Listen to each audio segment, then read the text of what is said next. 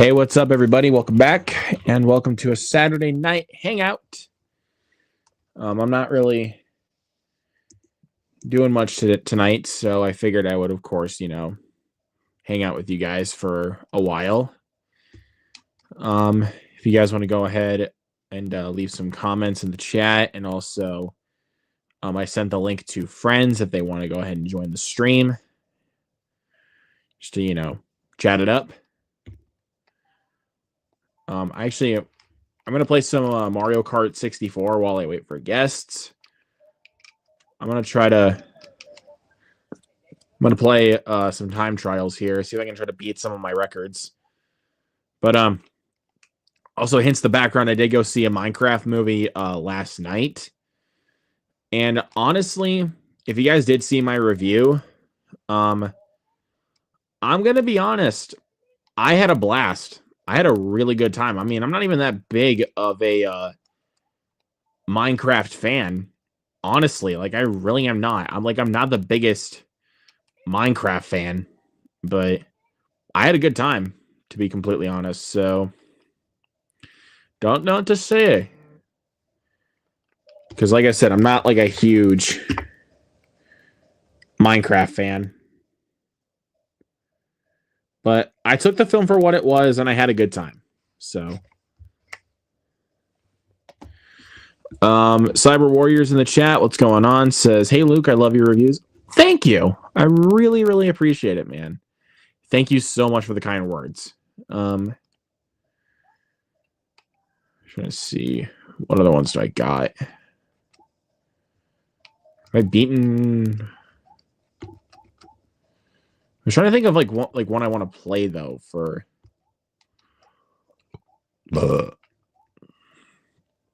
Excuse me, I'm sorry. I am deeply sorry for the burp, you guys. That's very rude of me. I am Steve. Yeah, I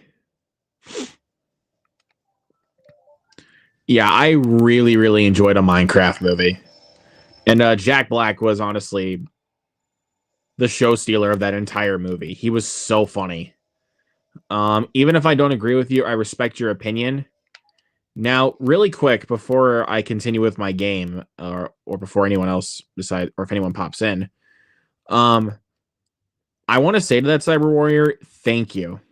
I literally want to say thank you for that. Because honestly, that's honestly what I'm all about here.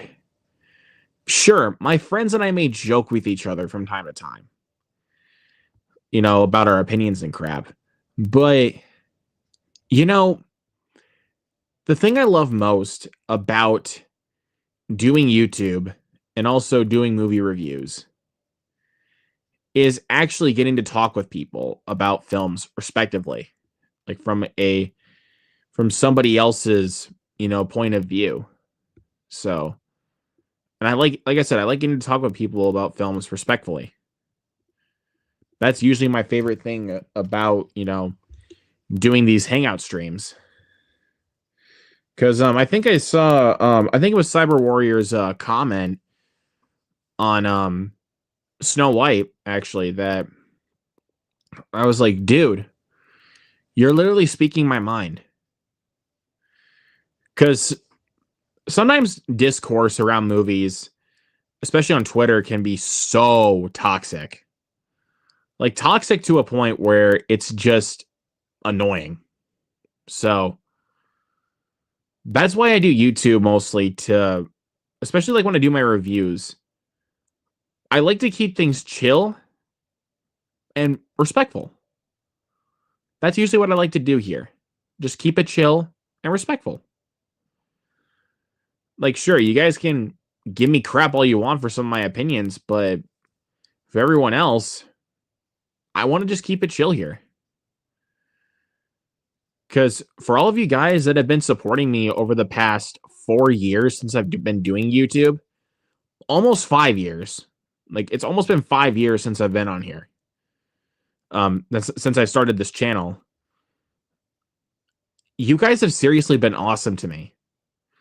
Like, honestly, without your guys' support, I really would not be here. So, and this is honestly the thing I honestly love doing most is YouTube. So, and thank you, Cyberroy. I really, really appreciate it, man. So yeah, I just wanted to quickly get that off my chest for you guys, since Cyber Warrior made a great comment right here. It had to be to a point where I was like, this is really what film conversation really should be. Like, yeah, we can discuss like the different thoughts we had if we don't agree on it. Like, I have I have a couple of friends on here that did not like how do I say this? That don't like Snow White, the newest one, the live action movie. We've discussed it fairly. Like, we've discussed it fairly, and we haven't, like, jumped down each other's throats. We talked about it respectfully. I mean, sure, we may joke about it from time to time, but it's like, again, better to, talk about it in a more respectful manner. So, I just want you guys to be aware of that. Especially when it comes to, talking with people like me, on these streams, or not just streams, but also like in regards to the comments. Okay, so, and I dropped my phone. That is great. Great continuation to the stream here, ladies and gentlemen. I'll go ahead and pick up my phone quick. So, but yeah, basically just the gist of it. Like, all I'm really trying to say, guys, just please be respectful in the comments, because I love talking with you guys about film respectfully.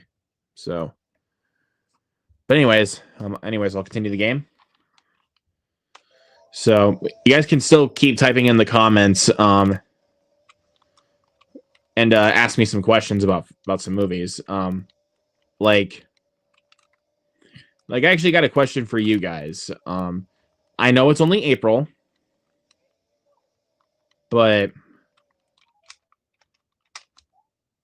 I honestly want to ask you guys, if you guys have a top 5, what are your top 5 favorites of the year so far? Again, I know it's only April, but I would like to ask that for you guys. So, I'll go ahead and play actually some Grand Prix instead of time trials, because honestly, time trials gets kind of boring.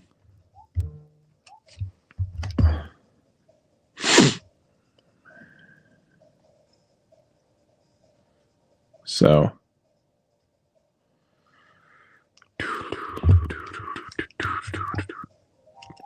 trying to think of, I'll play as Luigi.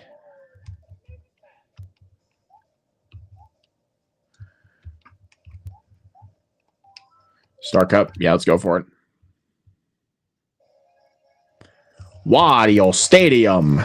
Oh, God, I felt like a shock in my leg or something. I don't know what that was. But,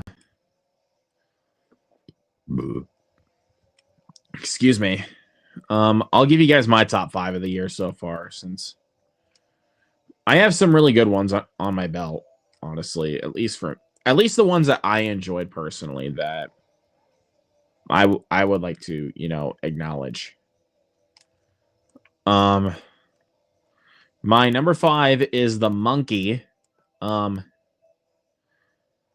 The newest Osgood Perkins movie. I love Osgood Perkins' style. I love his sick sense of humor.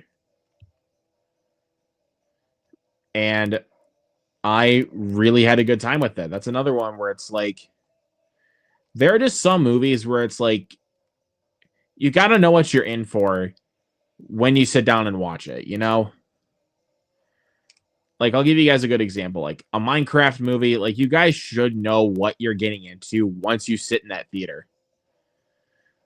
Like, you know, going in, it's going to be a ridiculous movie. And if you know Jared Hess's style of comedy, you basically know what type of humor to expect out of it. So, but with the monkey, if you guys had seen the trailer, then you probably should know what to expect when you go in. But I'm just gonna fair warn you guys, the movie kind of derails a little bit and like kind of steadily goes off a cliff, like just within like the last like 15 minutes. Honestly, like within like the last like 15 minutes, it kind of derails a little bit, but it doesn't like, how do I say this?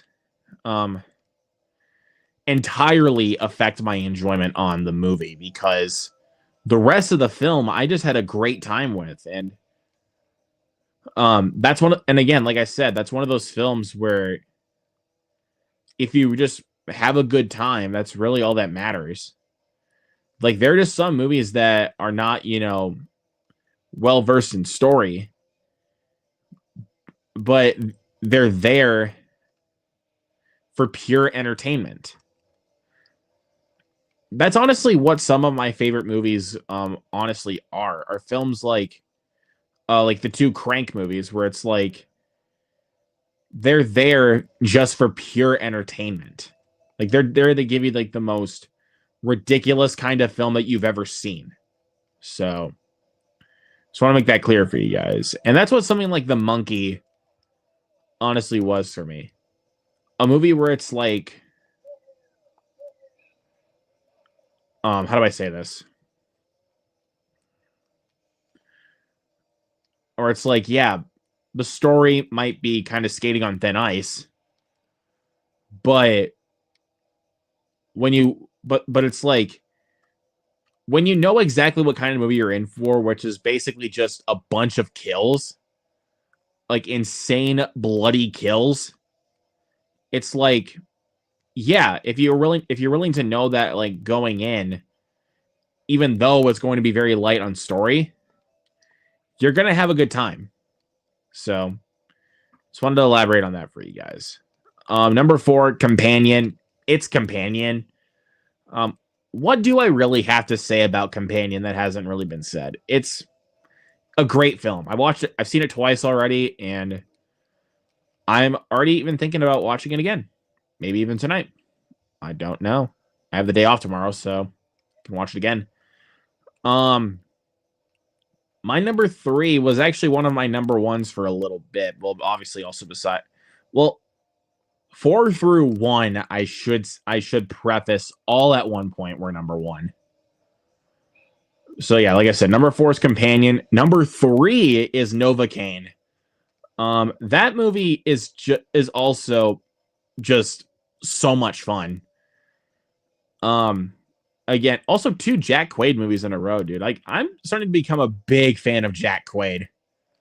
He's a great guy. I mean, I've seen a lot of interviews with Jack Quaid, and he seems like a really down-to-earth guy. So, like, yeah, I would honestly love to meet Jack Quaid. What else? Oh, yeah. Number 2, this one I am counting as a 2025 movie. I know it was released in select theaters in 2024, but it was released more to the public in 2025. So that's why I'm counting it as a 2025 movie, which is Better Man, the biopic about Robbie Williams. If he was played by, how do I say this? It's a biopic about Robbie Williams with him being played by a CGI monkey. And I just thought that was such a wholesome movie. Like, it's very weird. Like, it'll take a lot of getting used to with the monkey gimmick, but I think honestly, after like the first 15 minutes of the movie are done, it's like you're basically already used to the monkey gimmick.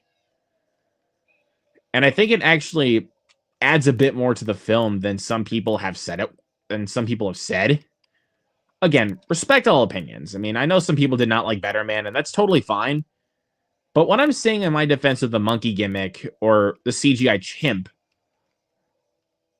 with how they use it in the movie, again, I'm trying to spit off something without doing it within 100 takes. I think it honestly made the film more unique to me. Like, it didn't just, I mean, now let me say this on a story perspective with Better Man. Does the film follow a typical musical person biopic formula? You betcha. You betcha it does. But like I said, with the monkey gimmick, or the chimp gimmick, I should say, they're the same kind of thing. But what it honestly adds for me is, it does it in a way where it's actually really humanizing Robbie. Show him like, yeah, he was definitely an asshole, but like he was still a person. But here's the thing though. I'll say this. The thing I really respected most about Better Man was that Robbie Williams was not afraid to admit what kind of a shit person he was in his life. Like, he wasn't afraid to admit it, and like he wasn't like afraid to predict his addiction problems, which I thought was a really neat touch. Because honestly, I don't think with a lot of music biopics, honestly, I don't think they really will go to the lengths that Better Man did. In my opinion, like, it is flat out rated R. And it wasn't afraid to go the places it did. So that was the thing I really respected about that movie. And I've also grown to be a huge fan of Robbie Williams. So there's that for you. But my number one is Mickey 17. A movie that I did see twice in theaters and has not left my mind since. Like, it's a film I think about every day. It's a film I think about all the time. And I died. No, I wouldn't say it. I died, but I fail. That's what happened.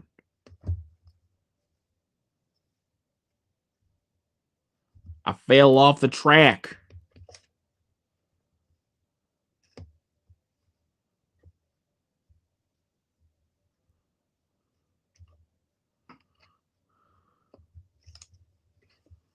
Hold on 1 minute.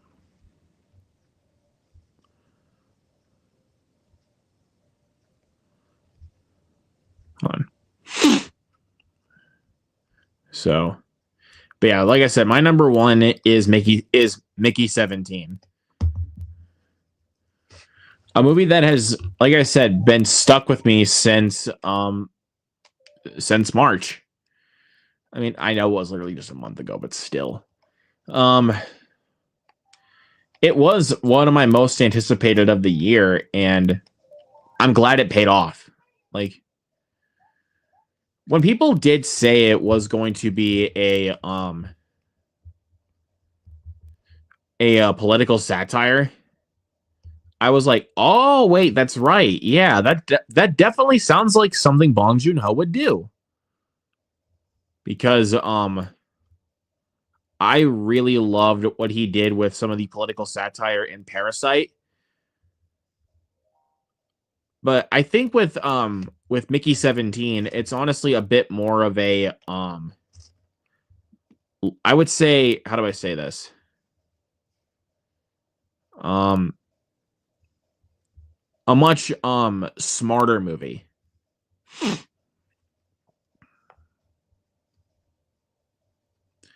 Like, it's a really smart movie, and also it's a bit more it's a bit more lighthearted than you think. So that was something I really, really appreciated about that movie. And like I said, it's a film I can't stop thinking about. So that's why it's my number one film of the year. And honestly, I know I did see Minecraft last night, but you know what? You guys are gonna I know you guys are going to say that I use this background way too much. But I'm sorry. I'm switching it over. Again, as much as I enjoyed Minecraft, Mickey 17 is, and again, I'm not trying to, um compare the two films because it's honestly impossible to do so, but I just think there's a bit more value here with Mickey 17, at least in my opinion. So, yeah, if you guys have not seen Mickey 17, it has been removed from some theaters, I think. I know my theater got rid of it when Snow White came out, but I need to check a couple different. I need to check one of the Cinemark theater that I went to see Saturday night, Long Legs. Yeah, they've only got like one showing, and it's like a late night showing of Mickey 17, which is honestly crazy. But wait, was I correct in that? Oh no, two showings, but I don't know what happened there for some reason. My brain is just, going all over the place like it always does. But yeah, Mickey 17, it is on digital within a couple more days, in a few more days. So yeah, I'm excited to see. I'm excited to watch it again, though, is what I'm trying to say. My bad. My brain seriously goes all over the place. It's not even funny. You guys, it's seriously not even funny. All right, we're going to try Flower Cup instead, and I'm playing as Yoshi this time.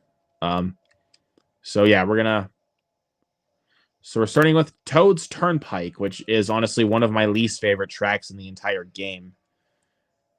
There is like a lot of obstacles that you have to avoid to get through this track, which those obstacles, I will tell you right now, guys, if you're not familiar with this track from this game or Mario Kart 8 Deluxe, the obstacles you have to avoid are cars. Not like those are the obstacles of this track are the cars.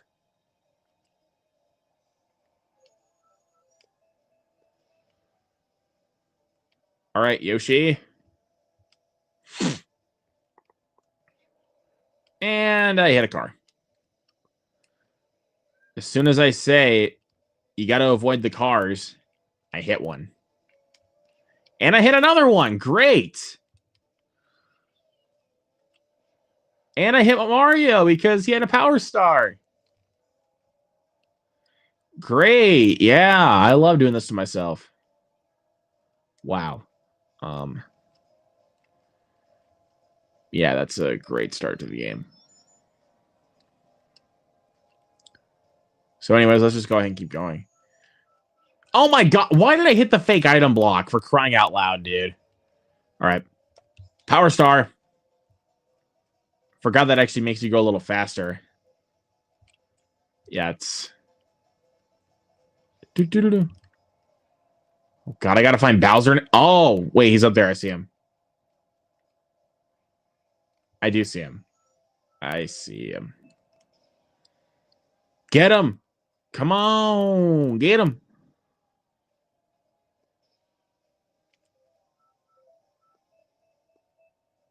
All right, I passed him. Ah! No! He passed me! No! And I hit somebody else with the banana peel. I didn't even hit Bowser.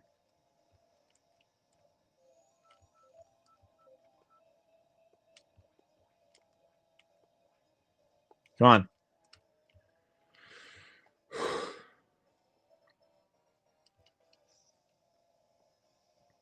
All right, come on.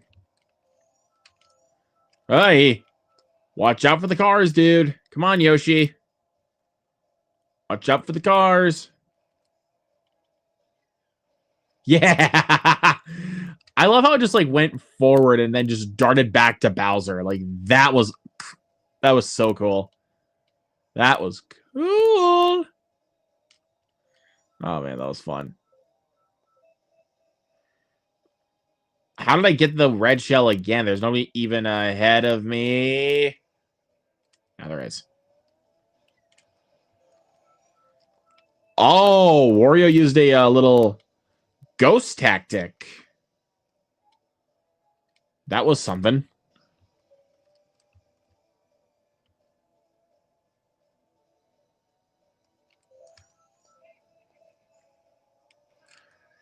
Crab, drive. Oh. Dang it, dude. I was so close. Bro, I'm serious, dude. I was so close. Man. I was so freaking close. Dude, I was so close.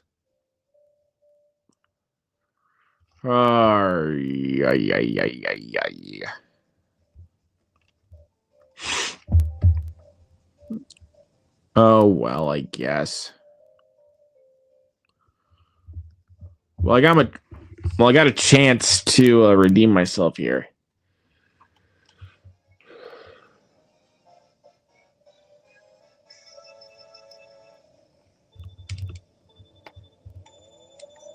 All right. Drive away, buddy.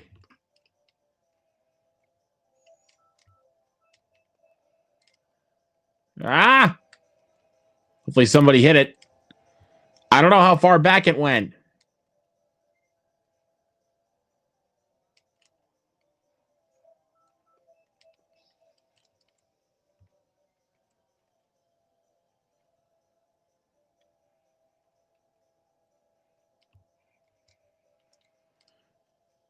Oh boy, dude, they really want to get tight here. It's getting tight.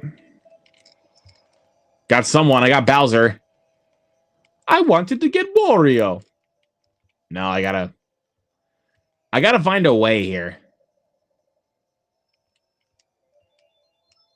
Yeah.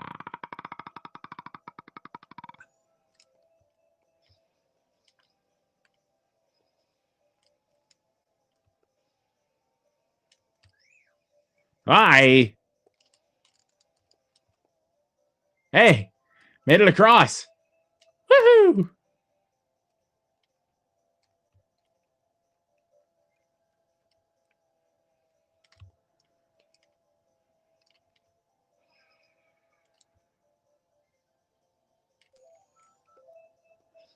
All right, come on.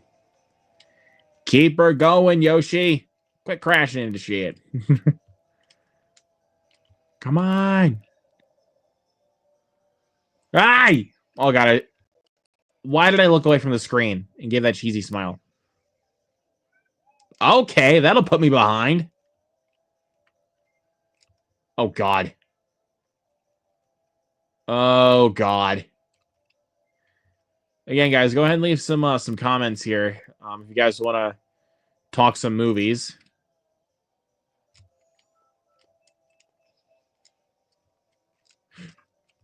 Oh, God.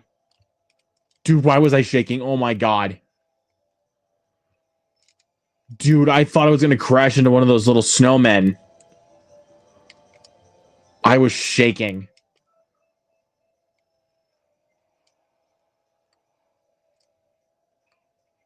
No, you don't, buddy. Come on, come on, come on, come on, come on, come on. Yes!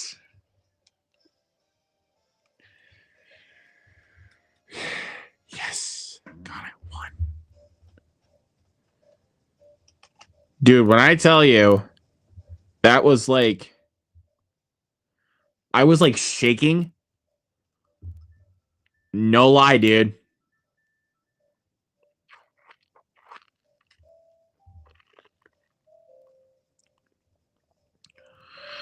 Like, I'm serious, dude. Like, oh my God.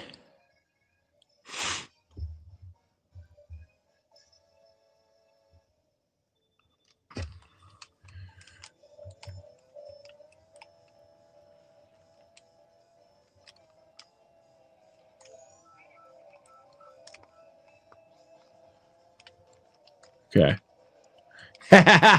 Hit him with a power star. Oh, yeah. Take that, Wario.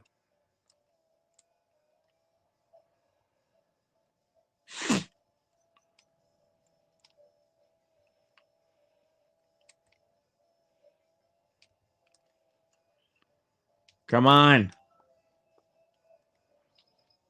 Let's go.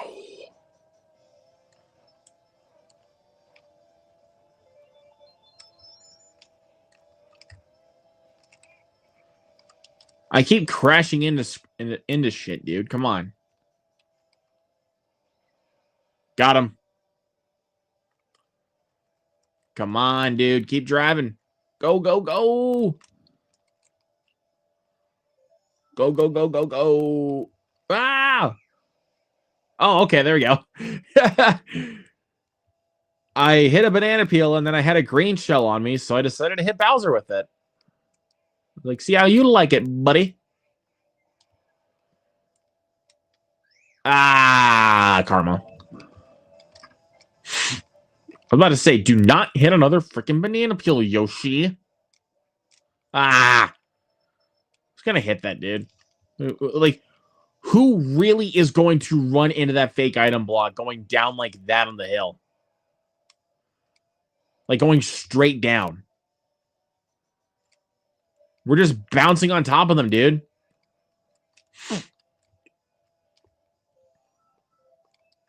Dude, game logic, dude. I swear.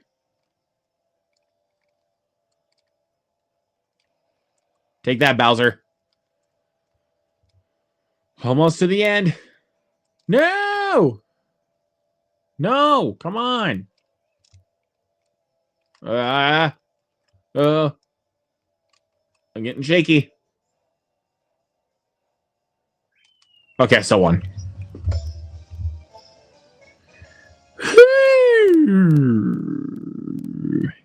That was close. Thoughts on the upcoming Lilo and Stitch? It looks really cute, honestly. I honestly did not have really much faith in it for a while. It was honestly up until I saw that it was directed by Dean Fleischer Camp, the guy that did Marcel the Shell with Shoes On. And like when I saw that, I was like, sold. Like, yes. Thank you. I was like, dude, I literally was so happy when I heard that.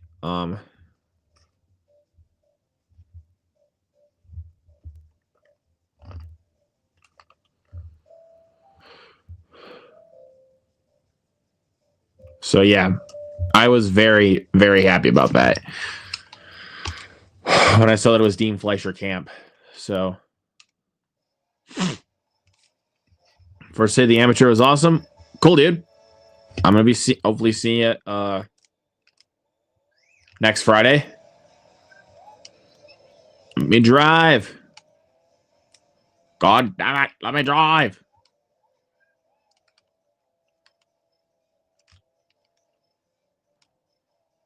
Sorry, I'm playing some Mario Kart.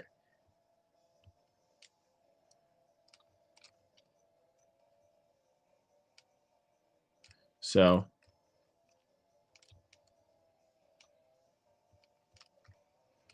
Da da da da da da. Dun dun dun dun dun. Booster. So, trying to think here.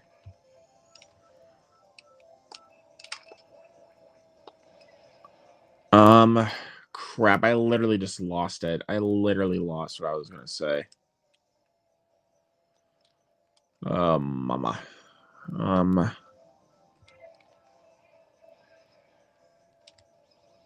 What? I still can't even hit him. Oh, that's right, because he was a ghost. Duh. Got him. Thank you. Good night. Hit him. Thank you.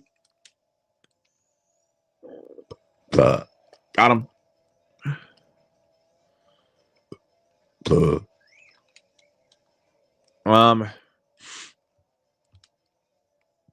I know my theater for sure is gonna get the amateur. I just don't know if they're gonna get like drop.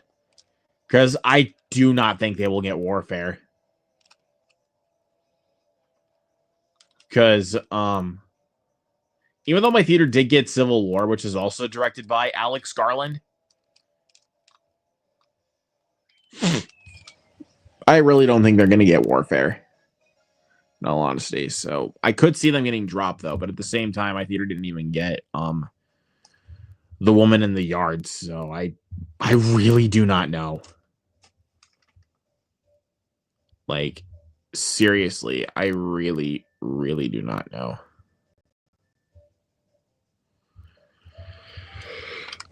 So I guess I'll find out once the time gets closer. But again, I really don't know.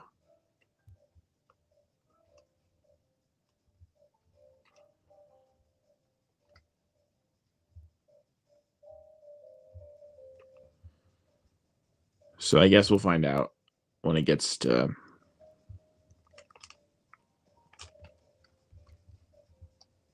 when it gets that time. The Woman in the Yard looks cringe to me, but then I haven't... But then I haven't seen it. You see...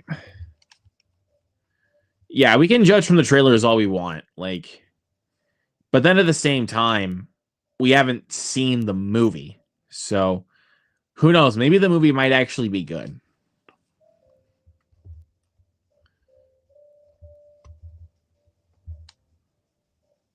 So, like, honestly, I really don't know. I'll be able to watch it in a couple weeks, which is honestly probably when I will watch it.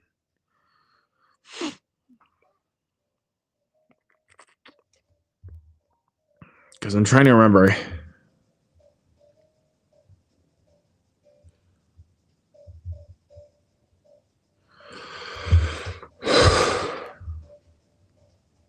I do agree with you, Josh. We can judge, but we have to give things a fair shake with film or TV or even music. 100% agree. Like, I'm trying to think of like a good example where it's like I wasn't sure if I was going to like it or not, and I gave it a fair chance, and I ended up enjoying it. Like, honestly, I'll say Snow White. Like, honestly, I really was not sure if I was going to like it or not. I was very concerned going in. So, but I really don't know. But I'm trying to think of one where it's like, I'm not sure if I'm going to like it or not, but then I didn't like, but I still went in with an open mind, but I still did not end up, but I didn't end up liking it. Like, that's like that's like a good question for myself right there, where it's like, I wasn't sure if I was going to like it or not. And,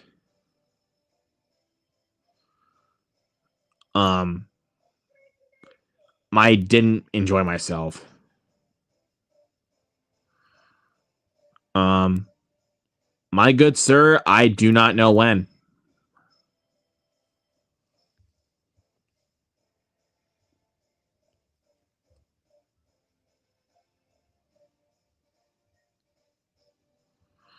I'm just trying to think of one. Eddie, I do not know when I will own a copy of Pootie Tang.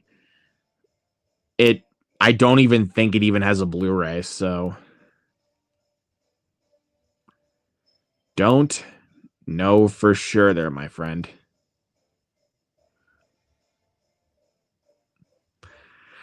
Oh boy. I literally just looked it up and then I see that it has a Blu-ray and I am like, what? Oh boy. I did see your Letterboxd score for Wicked, Josh. I'm really happy you liked it, man. I'm really happy you liked it. I'm really, really happy. I don't know, man. I'll consider it, but I don't know if I'll buy it. But honestly, I'm gonna be honest. That might be one of those films where I might want to rent it first before I watch it, or not before I watch it, before I end up buying it. Again, I'm trying to get back to my question here, where it's I'm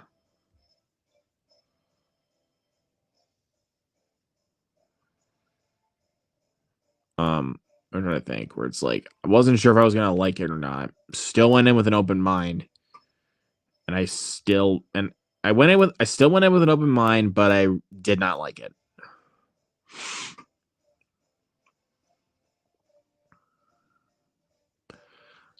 Dude, I'm really trying to think of a good answer for you. Like when I saw in the theater, I should say, when I went and saw in the theater, where I was not sure if I was gonna like it or not, and I again walked in with an open mind, and then I was like, wow, that was bad. The Strangers Chapter 1. Like, honestly, I wasn't necessarily looking forward to it, but I still walked in with an open mind. And honestly, I really did not like it. So I really don't know.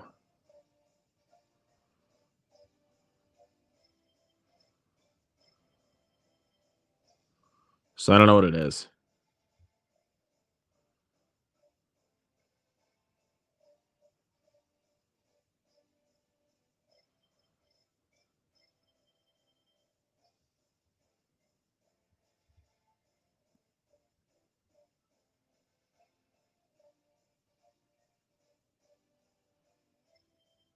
All right.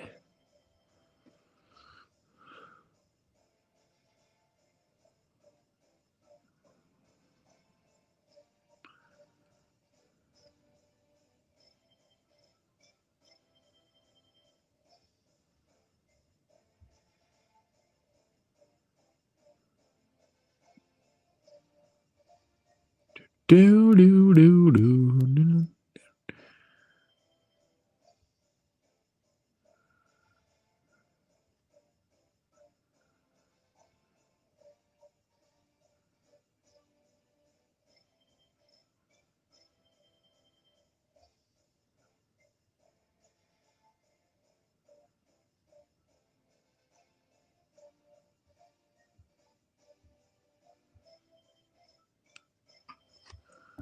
Dun dun dun.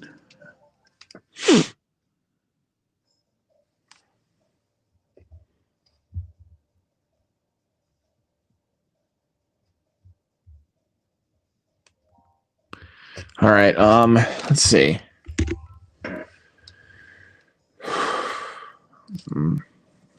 Okay, so I won the Grand Prix.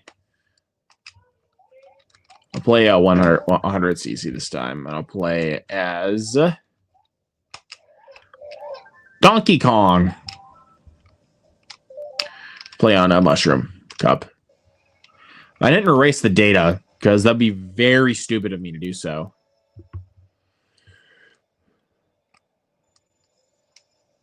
But again, honestly, I just really like playing on the, the same cups over and over again if I really feel like it.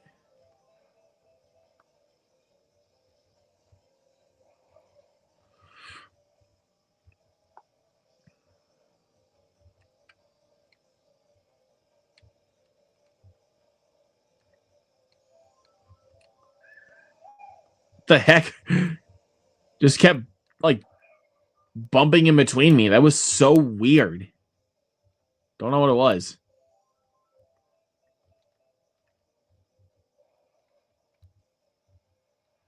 So anyways, let's just go ahead and continue and keep going. But so far, hearing pretty mixed things. Because the Amateur had a early screening hosted at different theaters today. Big theaters, I really should say. It was hosted at big theaters. Hearing pretty mixed things so far. I do really want to see it though, because I'm sure that's the movie I know that's the movie my theater is going to get next weekend is The Amateur. And I'm really looking forward to it. I mean, I love the idea. I mean, I'm a sucker for espionage kind of movies. Like, Bourne, that kind of stuff, The Accountant, the Bond movies. Like I love spy movies. Like, honestly, like, I'm gonna be honest, if I were to actually make a movie one day, like if I was to actually like direct a movie, the first genre, honestly, that I would honestly do myself is a spy movie. Oh my god, oh no, dude, that was bad. Oh my god. I don't know what happened there. I'm actually gonna pick a different player. Plays Mario. Back to Mushroom. So yeah,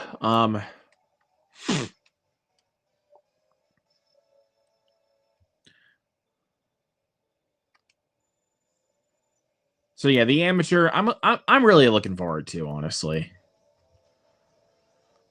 and I'm glad it's not like the same thing when it comes to like spy. Like, I mean, it can kind of feel similar to like a lot of spy movies, but it's like I was trying to think of it because I know it's also a revenge movie. It's not like the same kind of revenge movie where it's like the guy that is our protagonist is not like this muscular or a guy that is like a badass right away.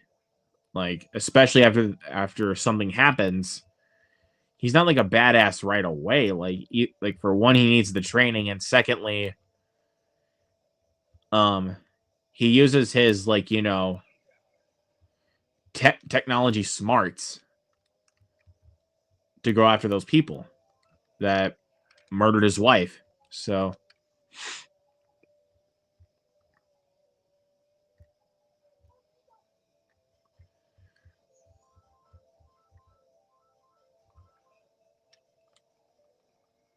yeah,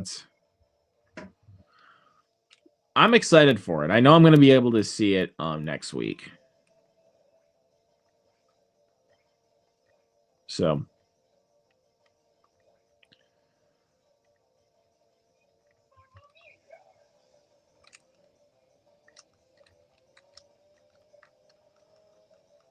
yeah, I guess we'll see.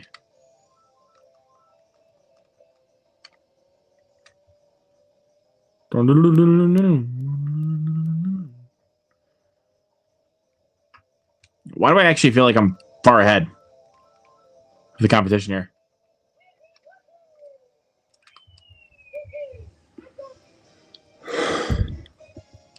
God, dude,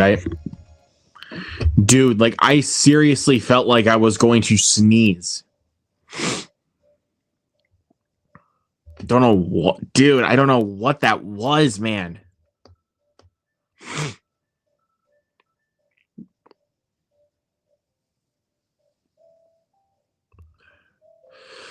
Oh my god. Part of me is like, holy crud.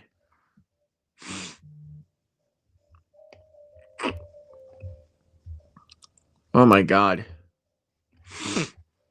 Oh.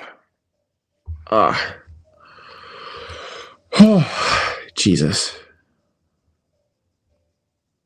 I'm like literally trying to breathe right now.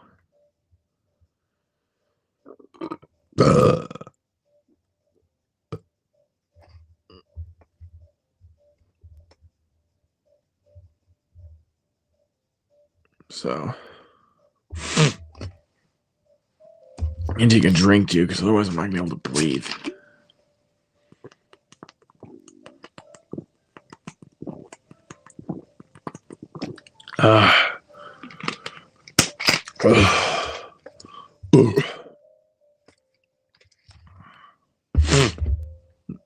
Oh man.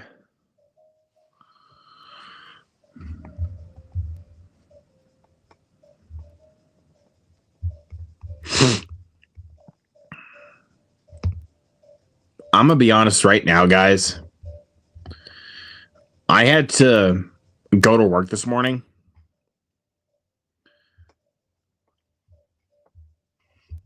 I did not want to go at all today.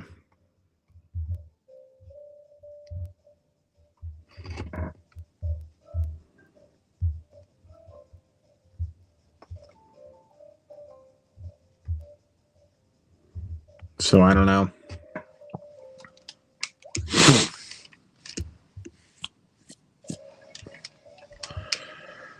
Oh man.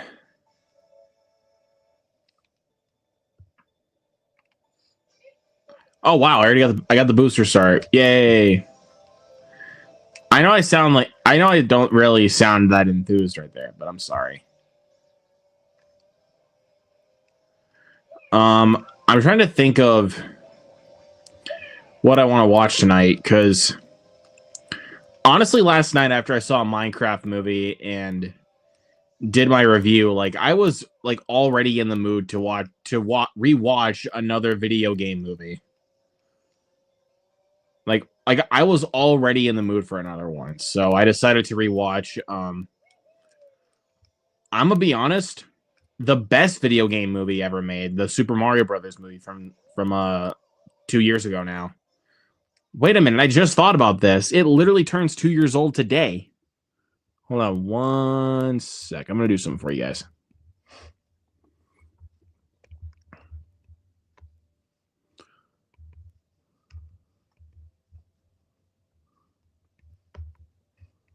The Super Mario Bros.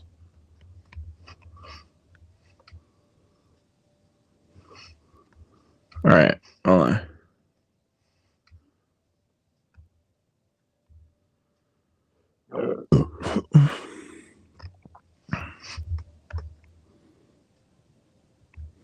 All right, hold on. Actually, hold on 1 second here. Not mean to go out on like that on you guys.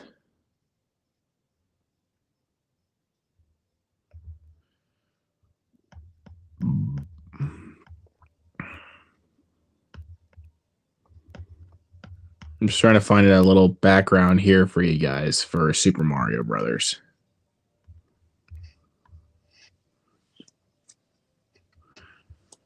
Because I'm not even kidding you. I forgot until just now that it turns 2 years old. I literally forgot that until just now. But honestly, right now, dude, I am very happy I just remembered. Because 2 years ago today, that was when I went and saw it in the theater, opening night. And it was honestly one of the best theater experiences of my life. It was a movie I was very, very happy to see on the big screen. And it felt like my childhood dream, honestly, of seeing a Mario movie in theaters. Like it felt like my dream of that, because it was something I had wanted to see for so long, since I was a kid, since I was such a huge fan of the games. Like, I love Mario. Oh, what? Well, then why did they put me in second place? That was weird. I don't know. Oh my god, I literally made it at the same time as Yoshi did. That was why. Oh my god. That was why. Huh. Cyber Warrior says, I loved it. It was 10 times better than the live action movie from the 90s. 100%. Hi, Jacob. Why'd you say it like that? You're weird. Oh my god. About to pull someone on me like that? What the hell? Hey, you said it, not me.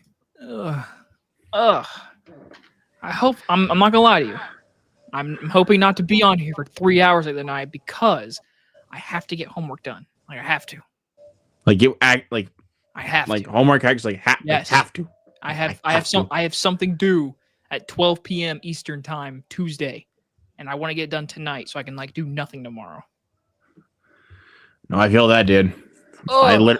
I literally don't even want to do anything tomorrow, dude, because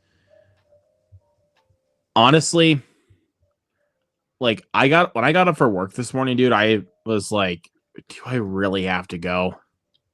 If you want those Blu-rays, you do. Yeah, I know. I have a new hobby that I like to do now. What? I like to play pickleball. I mean, pickleball's fun, dude. So Pickleball is some fun shit, and it helps me lose weight because it's starting to get real hot out, and I was pouring sweat yesterday. We played for like 4 hours last night. It was great. Bro, that's... Yeah, I want to play pickleball again, dude. I haven't played pickleball in I don't know how long. It was my first time. Oh, really? It was my first time playing last night. Yep. I played badminton, I played ping pong, but I've never played pickleball. I like pickleball. Have you played on tennis? I never played tennis, but like I've been on tennis court and I've hit it, whatever. But like I never like played it. Like when I was young, I played soccer, I played baseball, and I played football once for one season. And I was like, that was fun, but I became a theater kid, unfortunately. So I never played in high school. I never did that. But no, I love playing baseball. Baseball is so much fun. But yeah, for sure.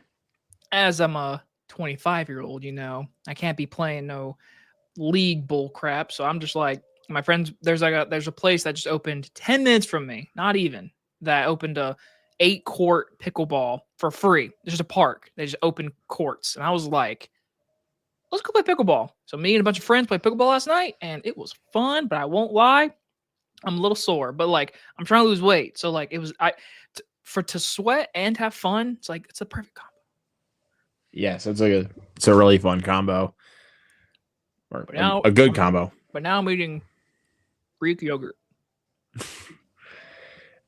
I mean, you said you're trying not to eat carbs. So yep, I'm losing weight. I've lost 13 pounds.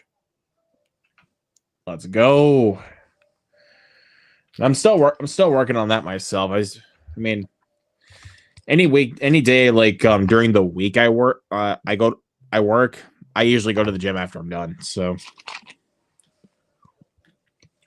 the big thing about weight loss is not even the workout, it's just diet. Right.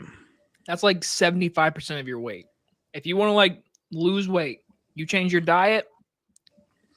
That's how you'll see like major difference right away. Yeah, you do have a good point. But I just got back from the amateur. I did see your Letterboxd review, and I can see you were not a big fan. Bro, it was boring as shit.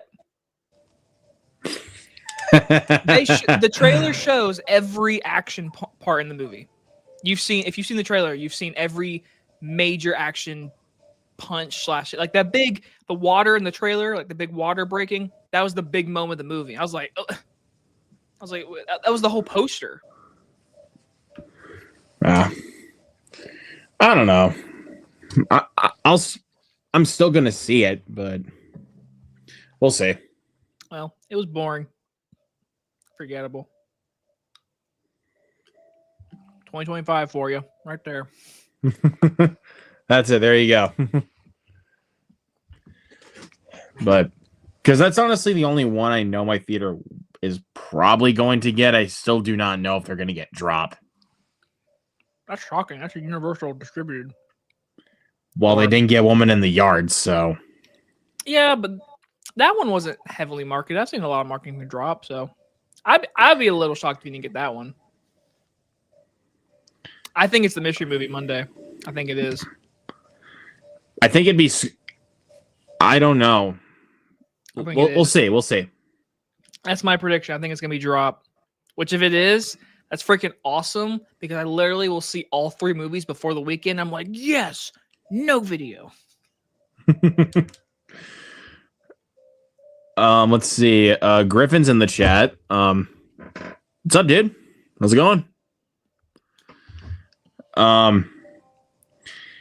Okay. I'm literally looking at my coming soon page on my theater. So, like I said, they're gonna get the amateur, but they show but then they show also what they're probably going to get is that new Angel Studios movie, The King of Kings, and I'm like, no thanks, I'm good.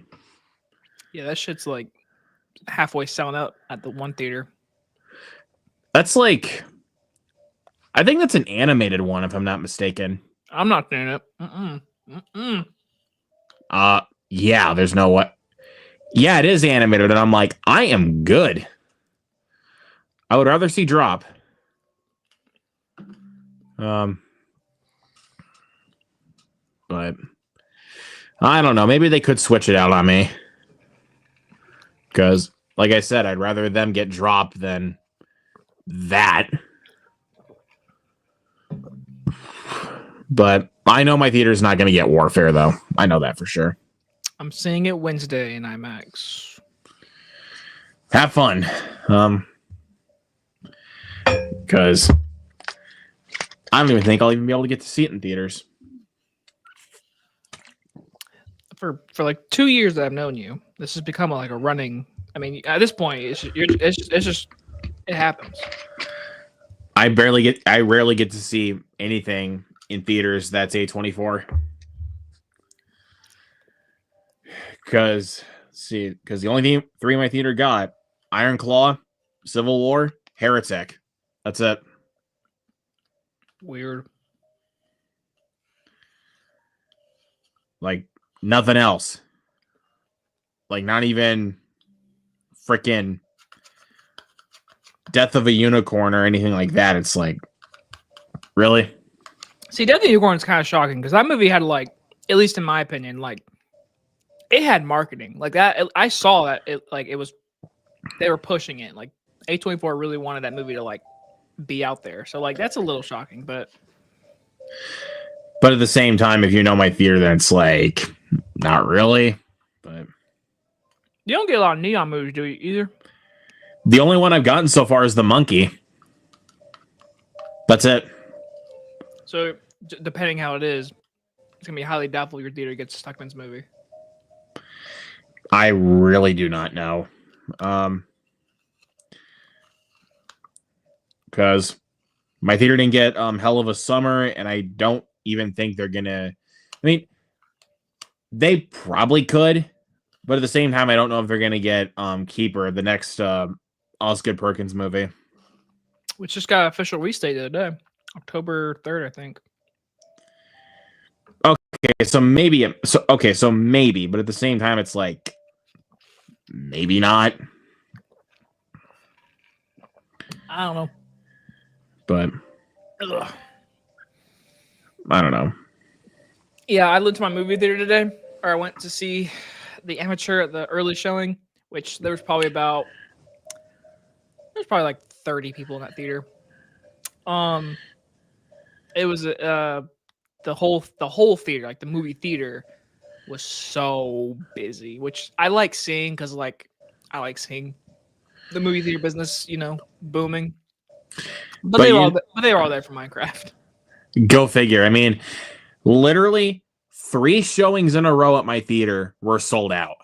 Yeah, it's packed at my theater, or packed at all of, like the big auditoriums. It was like packed. There's popcorn all over the floor. There was kids running around. It was a madhouse. I mean, and what makes me so like I knew it. I called this shit. They had that movie projected at like 70 million. It is like doubling everything.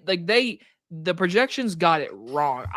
My gut, like when I saw that, I was like, that seems low. I knew this movie would be like a huge hit. Like I knew it would. It's freaking the brand alone. Like, Yeah, like the IP alone is like bank.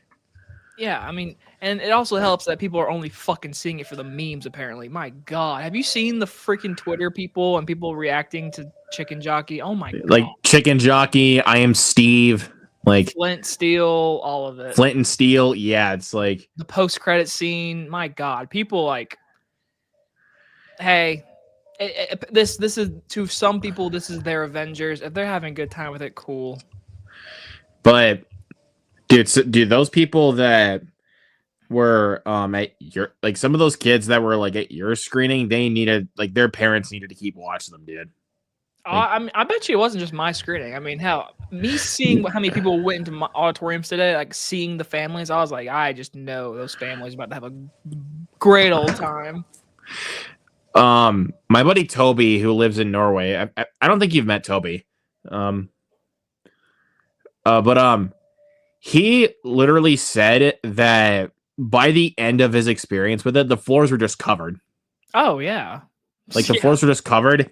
And somebody like brought like this kind of like bag into the theater, and somebody snuck in alcohol to the theater. Well, yeah. And I'm like, and there was just nonstop talking, and it literally pissed him off. And I'm like, can't blame you. That's same. Hell, my theater was the same way. I mean, not alcohol, but like the whole talking from trailer 1 to the end credit scene, just complete talking, whole time. Never stopped. Never. And some people, someone said something to me. They were like, well, why didn't you like get up and leave?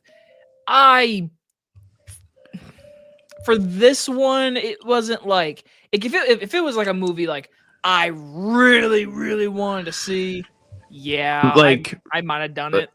say if But it's like Sinners. Like, oh yeah, if it's Sinners, I'm the one that's gonna walk over to that kid and be like, shut the fuck up, or I'm about to rip you.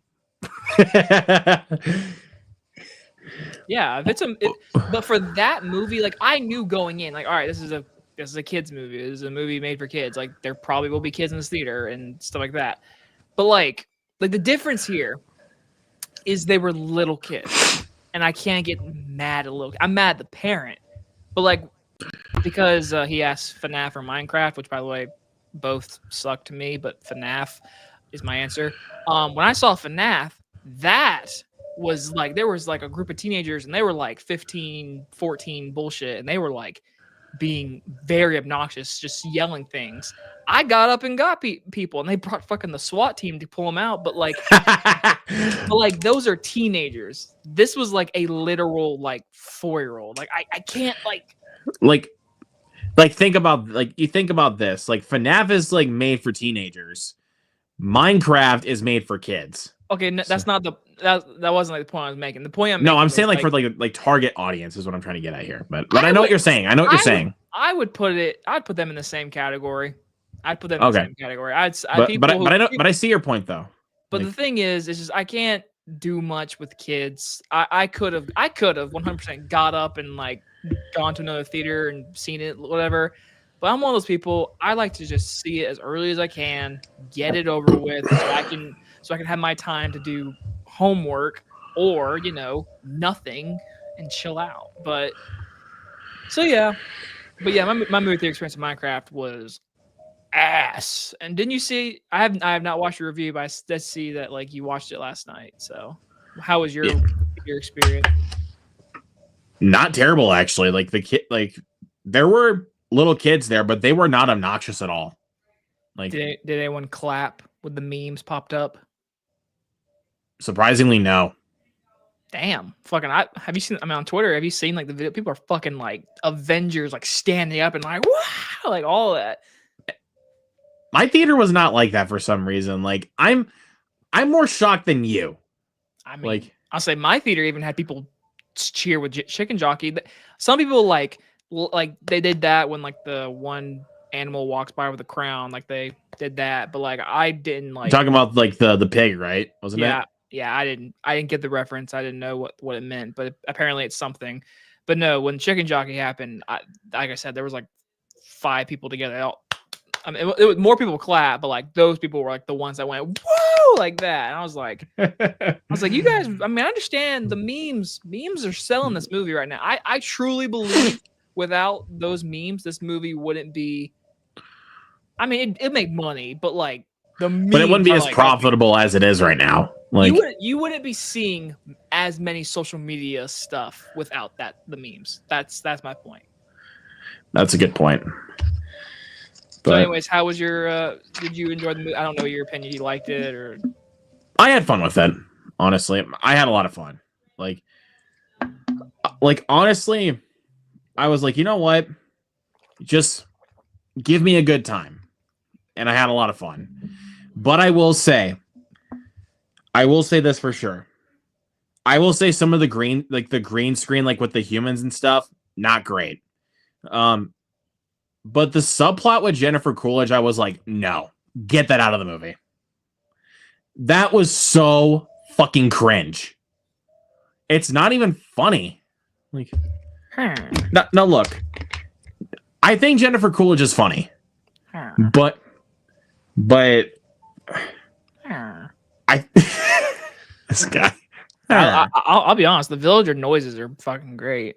I knew that before the movie, but anyways, yeah, I agree with you, Jennifer Coolidge. That it was so not needed. Well, not even that. In the like, look, I will say she's funny, like, but with this movie, she was annoying.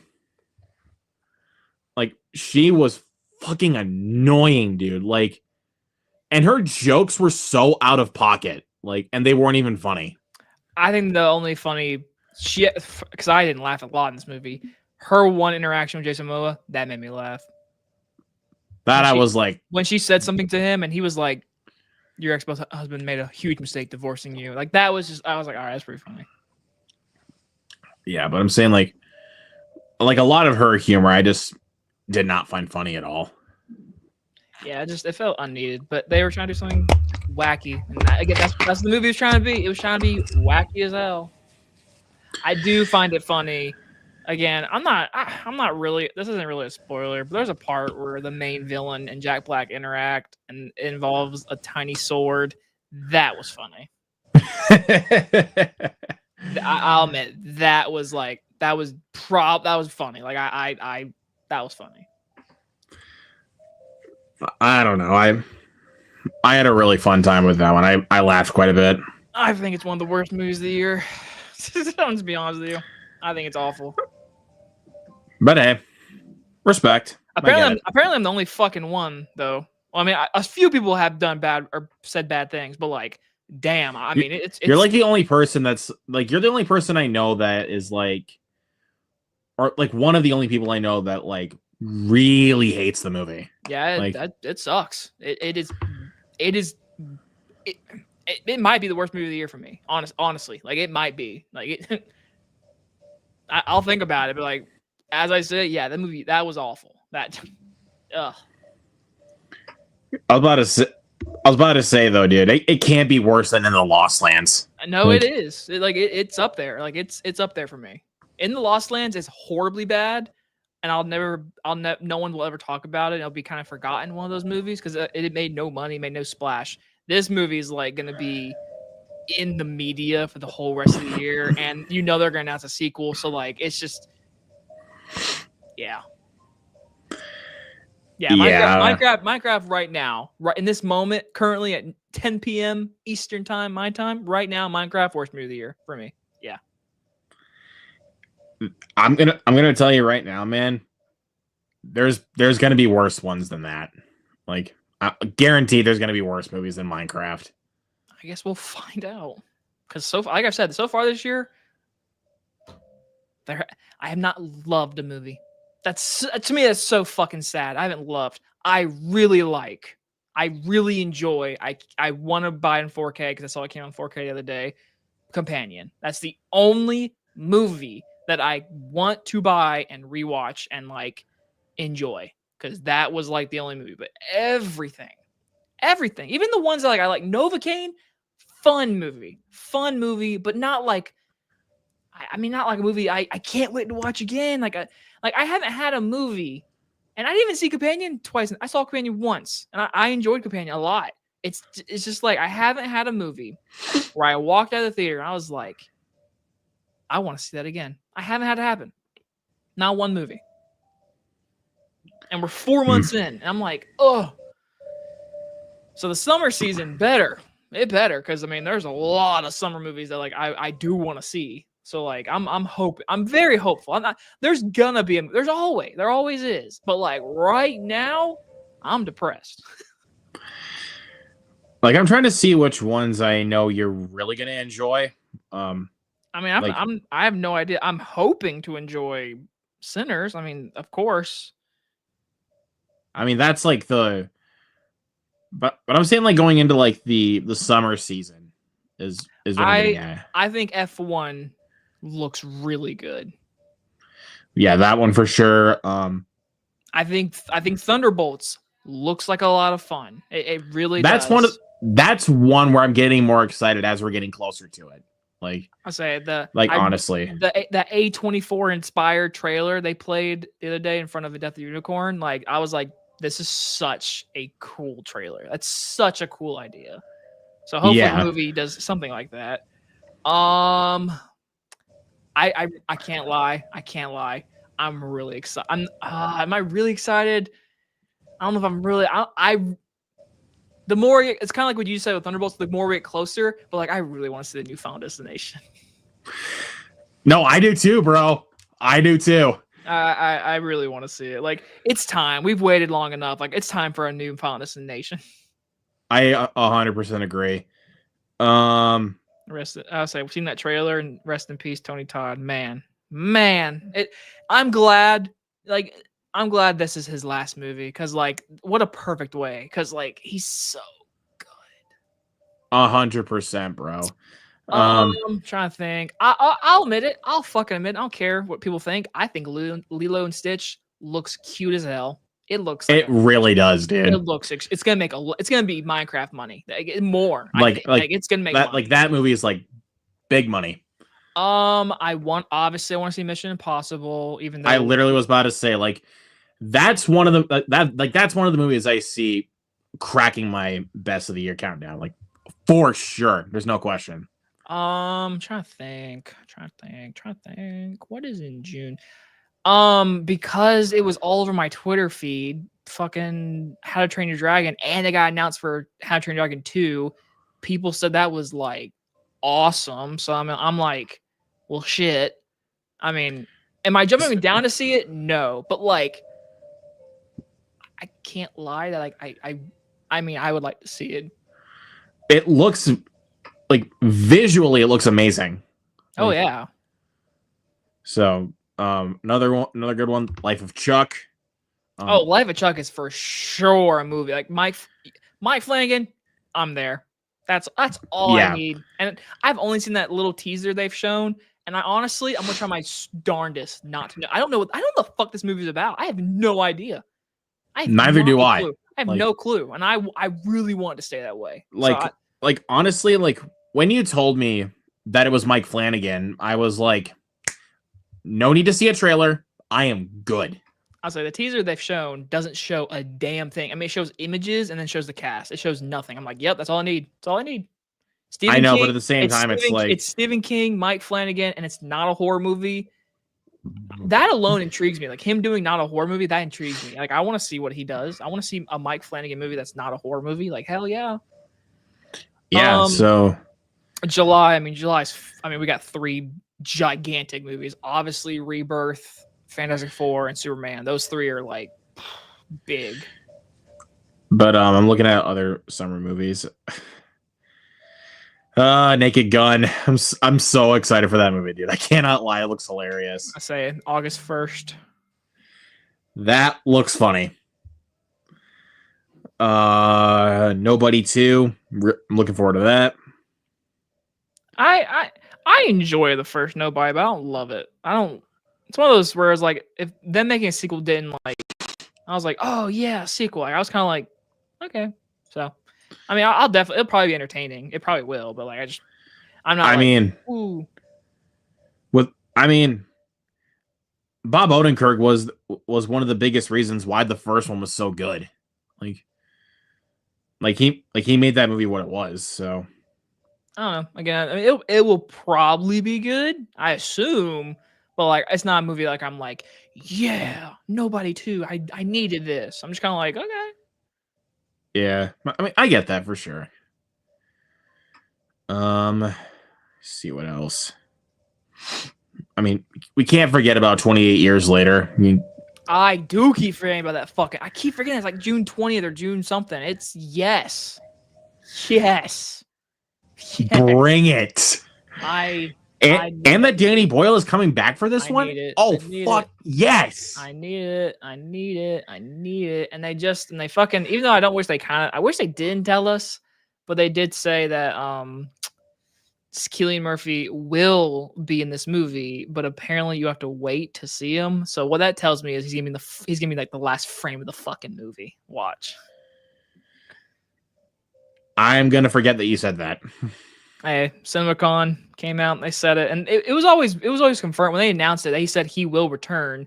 Like that was always like one of the first things they announced even before filming. Like, yeah, Cillian Murphy's planning to return, but like they don't know a whole like. The trailer didn't show him. No one's really talked about it, and now the producers at CinemaCon were like, "Oh yeah, he's in it.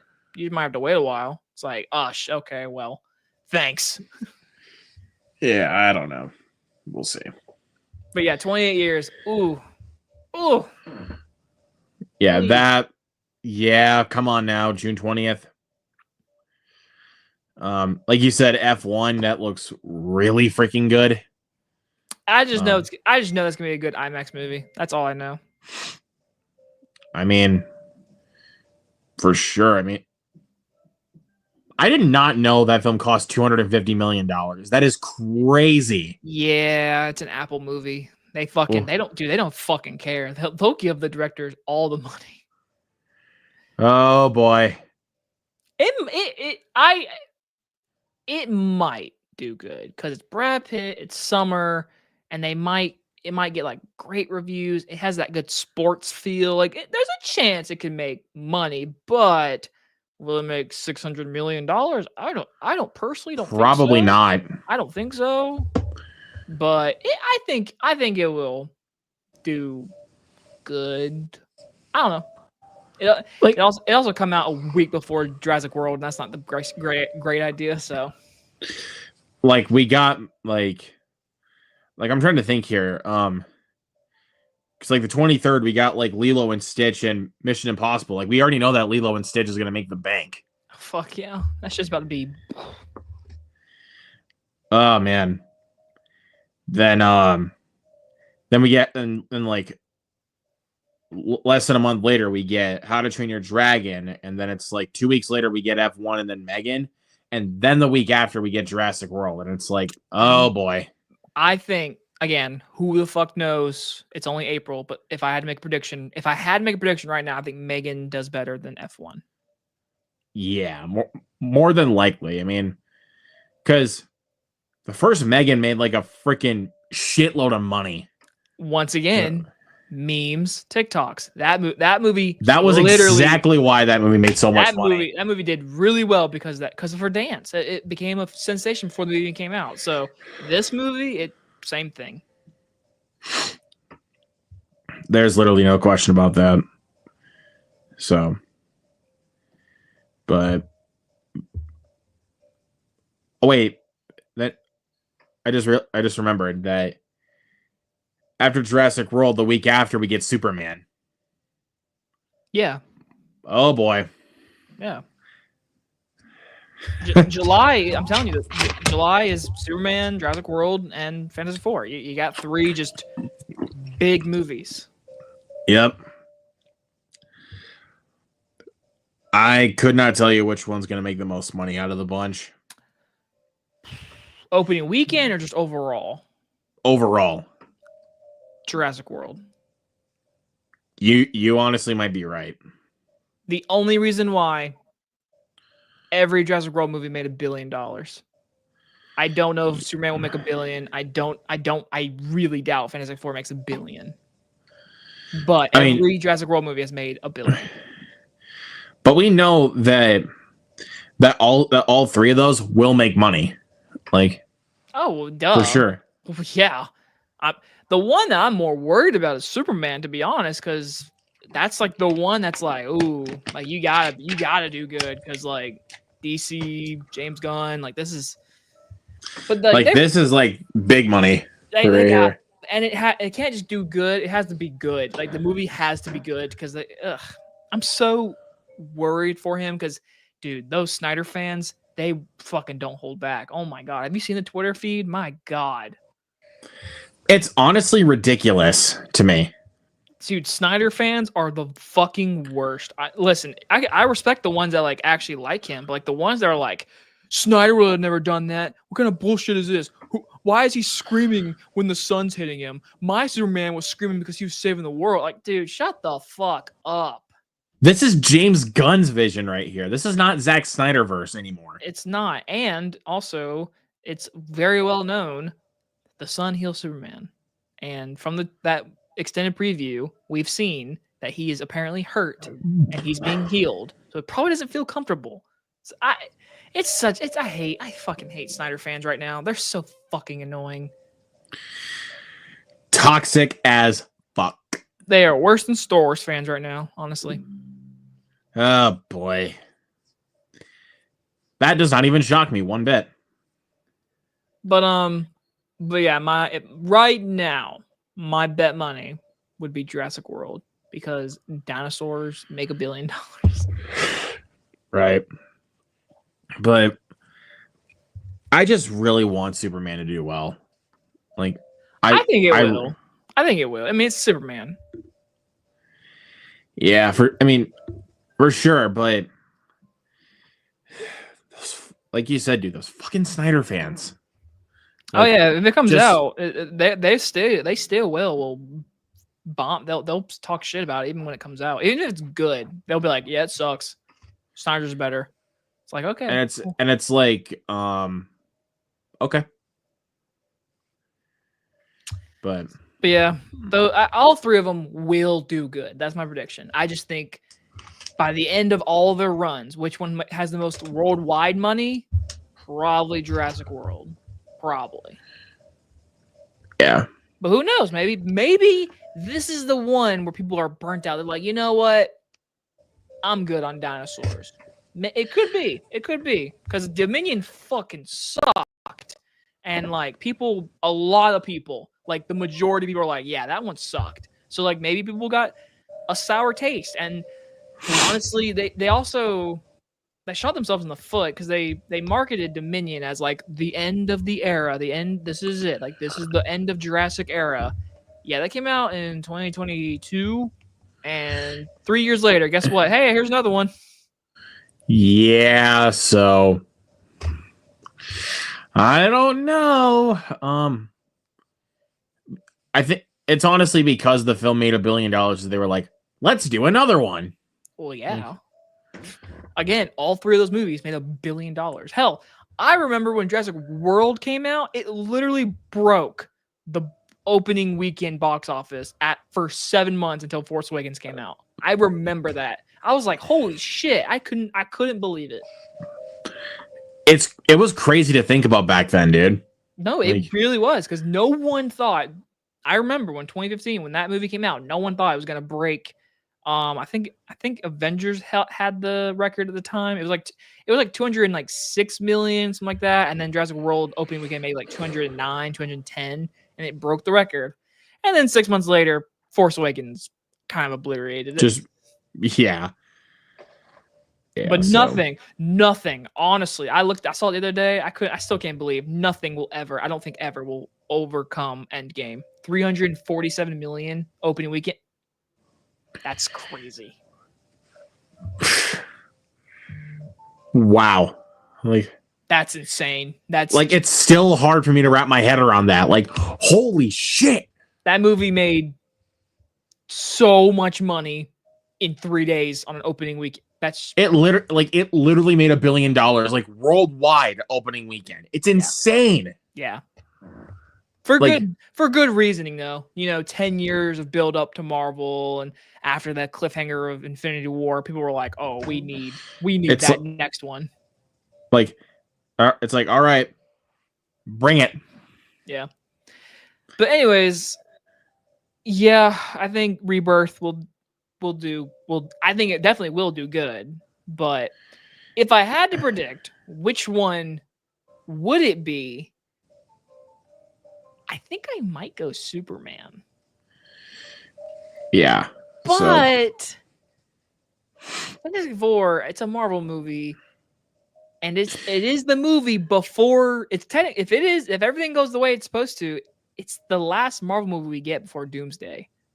So a lot of people are gonna be like, "Ooh, I want to see that." Because remember, Captain Marvel made so much money because it came out after Infinity War. People were like, "We need to know who Captain Marvel is." That movie made so much money.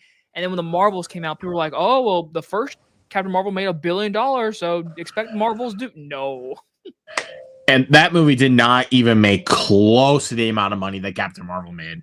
Yeah, it's because I said it, and I feel right. Captain Marvel made good money because it came out after Infinity War, and obviously it kind of goes in the fact because like the Marvels didn't do anything close to that. I mean, 2023 was just a shit year for superhero movies in general because like Shazam bombed. The Flash bombed horribly. Quantumania bombed. Like, quite a few of them did not make any money. Or pretty much all of them didn't, except for Guardians. And that was the only one that even made money. Literally, what you told me is a lot of bad movies, and then like the one good one made money. Which is like, that makes sense. That's equal balance. Bad movies don't make good money. Good movies make good money. I mean, for sure. But I mean, The Flash was good, but at the same time, it honestly made sense why it didn't make much money. Oh, yeah. Fucking James Gunn saying, yeah, the DC universe, it's kind of over. It's over now, and then also the controversy around Ezra Miller. So people were like, well, what's the point watching this or Aquaman 2? It's like, well, there's no point. Oh, yeah, I literally forgot about that one because that movie, woof. Again, James Gunn was like, yeah, these movies don't really matter. So it's like, well, okay. Yeah, I mean, it would have made more sense for the Flash to be the last DC movie, but with all the freaking delays with Aquaman, that was the last one, and I'm like, wow, what a way to end the DCEU. Yeah. I hope James Wan does another horror movie. He produces so much now. I'm like, dude, please direct another horror movie, please. We miss you directing horror movies. Honestly, I miss those days of like Conjuring and Conjuring 2 and then Insidious. Yeah, so I remember those were good days. But now he produces everything. His name is on every Blumhouse produced trailer. You like every single one. Because he produced Megan. I remember he produced Megan. Yep. He produced The Monkey.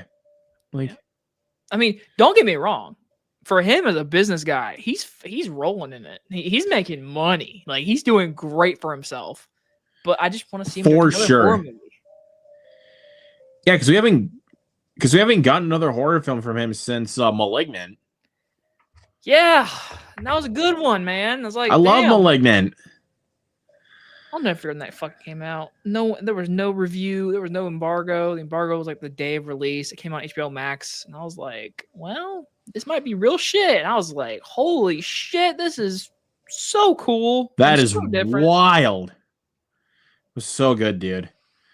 I forgot that he freaking produced Night Swim. That movie sucks. Well, again, because their companies, Like, Atomic Monster, they like came together. He basically produces everything Blumhouse does now, basically. because I know he produced all of the Insidious movies. So I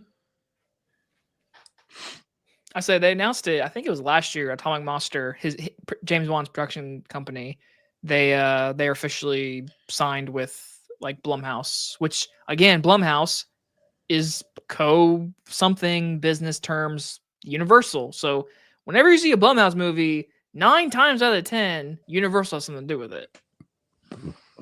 yeah, like It's because Universal distributes the movie. Blah blah blah. Business. there's only like a couple movies I know where Universal didn't distribute a couple Blumhouse movies. I know that for sure. I know Fantasy Island was not distributed by Universal. I think that was Sony, if I'm not mistaken. Oh yeah, wouldn't you know, the same guy that directed that made Imaginary, which was not even produced by Universal either. You know what's also crazy that people forget? What? Fucking Blumhouse distributed Get Out. People forget that. That's a Blumhouse movie.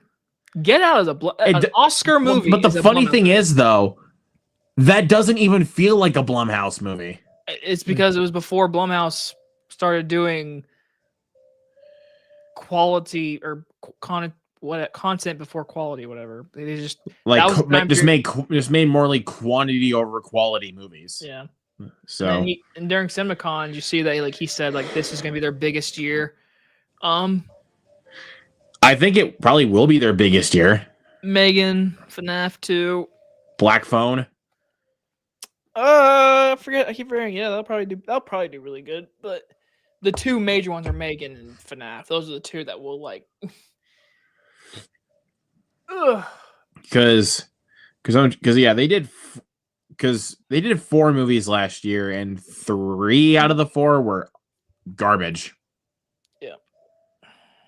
So. Hey, but don't worry. I low key I enjoy a lot of Blumhouse movies, but recently it's been very slim picking. It's been very, very rocky lately for Blumhouse. But it's all right. Like hopefully Megan and Black Phone 2 and like FNAF. Like, I'll say this, like, I love Speak No Evil, but they haven't really made a movie that is like, you know, how do I say this? That has honestly blown me away since The Black Phone. In all honesty, like one that I've like really adored, where it's like I need to watch this again. Like it hasn't been like that for me since The Black Phone. So I don't know. It's really been rocky with me lately with Blumhouse. Hey, during COVID, they gave us Freaky. I keep forgetting Freaky's a Blumhouse movie too. That's a good one. Happy Death Day. Those were good. Wait, is Drop a Blumhouse movie? That is Blumhouse. Yeah, I was about to say Christopher Landon. I was like, wait a minute. I was like, wait, that he usually works with them. Yeah, it's. I think if I remember correctly, it's also produced by Michael Bay's company. Well, Platinum Dudes. Yeah, but I was like, yeah, Blumhouse has a lot coming out this year. Well, they do most years. It's just not good. I mean, like I said, 3 out of the 4 last year were bad. Yeah. So I will admit, so far this year, they've done well for themselves. Like, listen, I think Wolfman is a complete disappointment and not very good.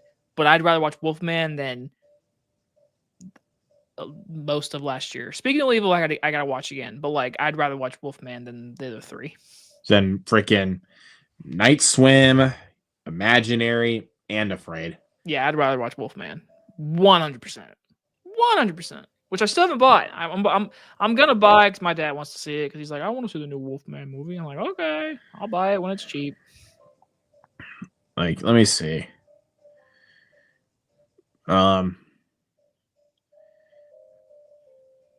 because you know my thoughts on Imaginary and Afraid, but you know I freaking like despise The Exorcist Believer. Like, you know, I despise that movie. Like, honestly, in my opinion, there are days where I think it's the worst Blumhouse movie. Like, No. it's no. like that. No. Mm-mm. Like, I haven't seen a movie in a theater that has like physically pissed me off the most since that movie. Like, that movie physically pissed me off. I mean, again, I don't hate it as much as most people. I didn't like love it, but I didn't think it was like garbage. I just thought it was like meh. But like fucking Afraid last year. Jesus Christ, dude. Like that Movie, that's another one that was like, pitiful. That was pitiful. That movie, that ending physically pissed me off.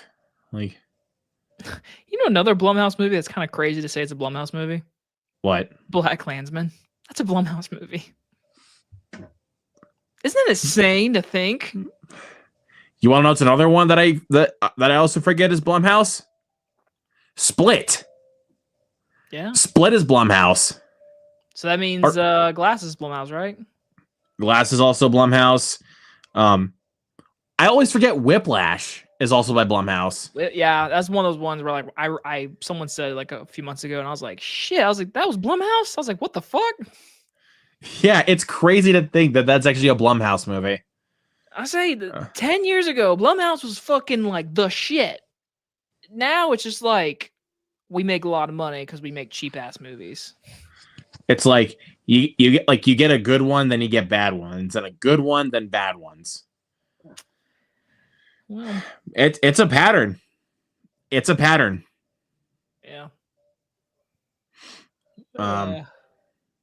Like, yeah, like 2024 though. Yeah, like we said it multiple times. Rough year for them. Like, well, I forgot what was that one that came out on freaking Peacock a few years ago? That, oh my god, is that one starring Kevin Bacon? Like, oh, they/them. Fuck that movie. That was garbage. Like, technically, FNAF was a Peacock movie too. But that also was released in a theater, so that doesn't count. Came out on the same day, so. But I'm fucking with you, my guy. Just don't take it seriously. I know it came out in the theaters, but it also came out on the same day as Peacock. So you could say it's a Peacock movie. You could say it's a movie. Who gives a fuck? The important thing is Jason Blum did confirm number 2. Which, listen, I don't care how. Listen, I didn't like the first one, but that to me that was the dumbest fucking idea to put that first one out in theaters and on Peacock the same day. It's like, dude, you probably just lost another like 30 million. The second one is only going to theaters. I'm like, you guys are smart. Good job. Good job. Well, they also did that with the last 2 Halloween movies, so. Yeah, fucking stupid. So stupid. Like, if you're gonna put them on Peacock, fuck it, might as well. But at the same time, it's like, how about just ignore the streaming service? Just release it in the theaters. Trust your movie. Which I know FNAF made like a shit ton of money, but like you probably lost, I would assume, at least 50 million just because you released it on Peacock. Because people were like, you know what?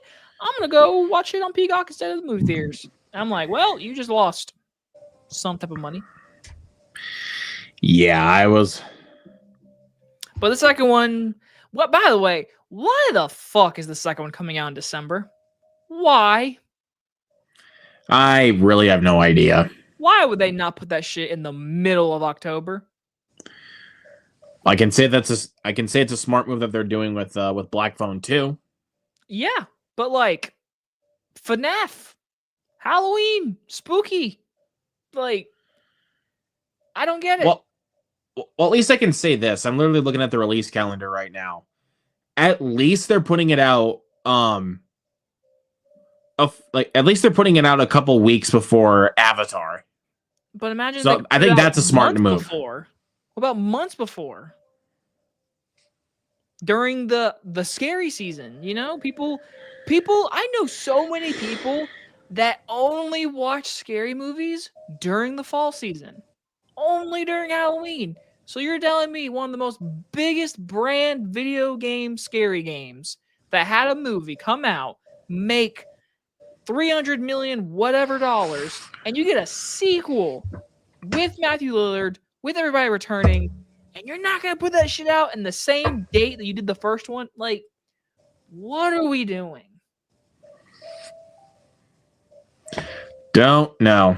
Because it'll do good. It will. Opening weekend, yeah, it will do good no matter what.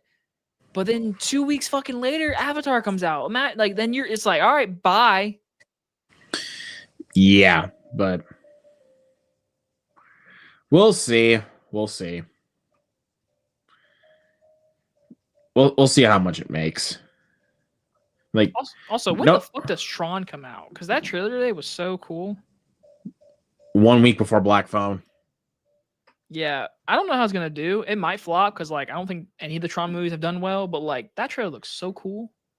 Let me see how much Tron Legacy made. I think it technically flopped. I think it was 2010. Let's see. Budget was 170 million. Worldwide, it made 409 million. It probably made it. Well, I mean, I don't think it broke even though. Yeah, but it didn't like bomb. Like it wasn't a bomb. It wasn't. It wasn't like a box office success because I did check. It needed 425 million to break even. So yeah, it was close. I'll say. Still. I mean, it's Disney. 15 million. That's like pocket change. So honestly, you know what? It's fine. But that was also 15 years ago. So this new one, I don't know if it'll make that much. I don't think. I'm gonna be honest. I don't think it's gonna make a lot of money. Yeah, I just don't see. Because it's like the Tron hype. Like it's like if they were gonna make a Tron sequel, why didn't they make it back in 2011, 2012? Like that was the time if you're gonna do it. Like that. Now, like that would be like when it would still be like, you know, the talk of the town. Like, but like 15 years later, that's died out. So I don't know. We'll see. I mean, it was kind of the same thing with Furiosa last year. Like, it made barely any money at the box office. Like, it wasn't riding the Mad Max high because it came out like 9 years after Fury Road. Yep. Which, to be fair, Fury Road didn't make. And like that iron was still stone cold. So, yeah it is unfortunate that Furiosa bombed, but at the same time, it's like it came out too late. So, also totally random, but me and you got pies in our face because fucking we were like, oh yeah, we're gonna Mission Impossible trailer this week. Nope, they didn't give that to us. Fuck. Movie comes out in a couple weeks, month in like 2 weeks, and we still have not gotten another trailer yet. Yeah, so maybe they're just relying on the one trailer. Which, if they are, I mean, that's not a bad thing, but it's not great. This is not great. I mean, I'm not saying the movie's gonna suck, but I'm just saying, like, marketing wise, like, you guys want to like push, like, hey, what they need to do is move it from Lilo and Stitch. That's what they need to do. They need to get out. They do. I think they're just trying to save money from its marketing budget because it costs so much to make. Hell, I mean, that's very true. That's very true. But like, if they pushed it, literally 1 week, May 30th, they should be fine. Like, you know, but no, they're gonna You're gonna get, Nope, they're not. They're not gonna go that route. they're gonna leave it next to Lilo and Stitch. Good luck, soldier. I mean, Dead Reckoning was released a week before Barbie, so well, and Oppenheimer, but at the same time, it's like I mean, honestly, I still knew that Mission Impossible was in trouble by then. I didn't think. I think it was gonna bomb as hard, but like I never thought it was gonna make like a lot of money. But I didn't think it was gonna make like. I didn't think it was gonna like flop. Like I didn't think that. I was like, wow. Which that honestly hurt. Like, Yeah. But I don't know. Also, They'll probably Okay. release a trailer during the week of Sinners because that's a Warner Brothers and that's a big movie. So they want to put a big trailer. So we'll probably get one then. I would assume. Like we're not trying to call it or anything. We're not trying to predict the future. But that's the next big movie to come out. I mean, I think next weekend's not nothing like huge. Like I would say Sinners is pretty big for the projections. no, that I'm saying like next weekend. Like nothing like huge. Oh hell but no. Sinners is like the next like big one that could give us a Mission Impossible trailer. So yeah. Have that come out in front of Sinners, have it play in front of Thunderbolts. It's like, yeah, there you go. Those are two movies you want your trailer in front of. By the way, very random. Again, this is a very random, but like, I saw Minecraft and I saw Amateur tonight. Both had previews. Both were not 20 minutes long. Both of them were 15 minutes. I was like, that's so weird because like the CEO of Paramount bullshit, whatever, was all like, we want to shorten trailers. I guess Regal, at least in my area, they jumped on that shit quick because like, but both movies had very small trailers. I was like, well, also Hell of a Summer had like 4 or 5, but like, yeah. I always get 3 trailers, so well, your theater sucks. That's why. Well, like the first 2 trailers were like really short, like, and then had like a 2.5-minute trailer after those 2. So, because I had Elio and the teaser for like the not like the newest trailer for Elio, but the one that came out like a year prior, and then the teaser that was for Lilo and Stitch. So, and which was like fucking 30 seconds.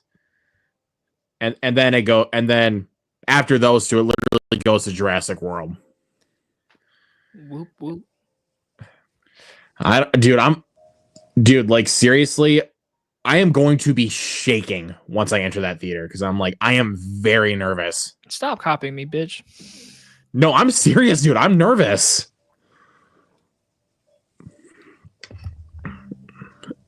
So, dude, like, I really don't want this to suck. Like, you and I both don't want it to suck. But I know you've said multiple times, like, you're going to be very picky with this one. Well, so yeah, it's my fucking movie. It's like there it is. It's right there. It's like, yeah, like literally right there. Yeah. I say. So, but we can all hope. I mean, yeah, I'm hopeful. I want every movie I fucking see in a movie theater to be good. Some people were like, "You went into the movie." No. Like, hell, I will literally. There's times it's happened where I just don't see a movie. I don't. Hell, I remember I didn't see Black Adam in theaters opening weekend. I didn't give a fuck about that movie. I didn't care that I missed a review. Didn't care. I was like, all right. I mean, I can't entirely blame you. So the movie was fucking useless and pointless. It was. But no, I had a person fucking tweet at me. He was all like, "You spend your time on wasting your life watching these movies. Just isn't gonna lead anything to you." I was like, "Why do you care about my life? I don't fucking know you, dude. I don't care. If I want to see a movie, I want to see a movie. Why Does me making a video, me watching a movie bother you? Don't watch the video. Don't subscribe. I don't give a fuck. Like, it's just a video for crying out loud. It's just a video. There's more to life. You know, I literally, it was so nice yesterday.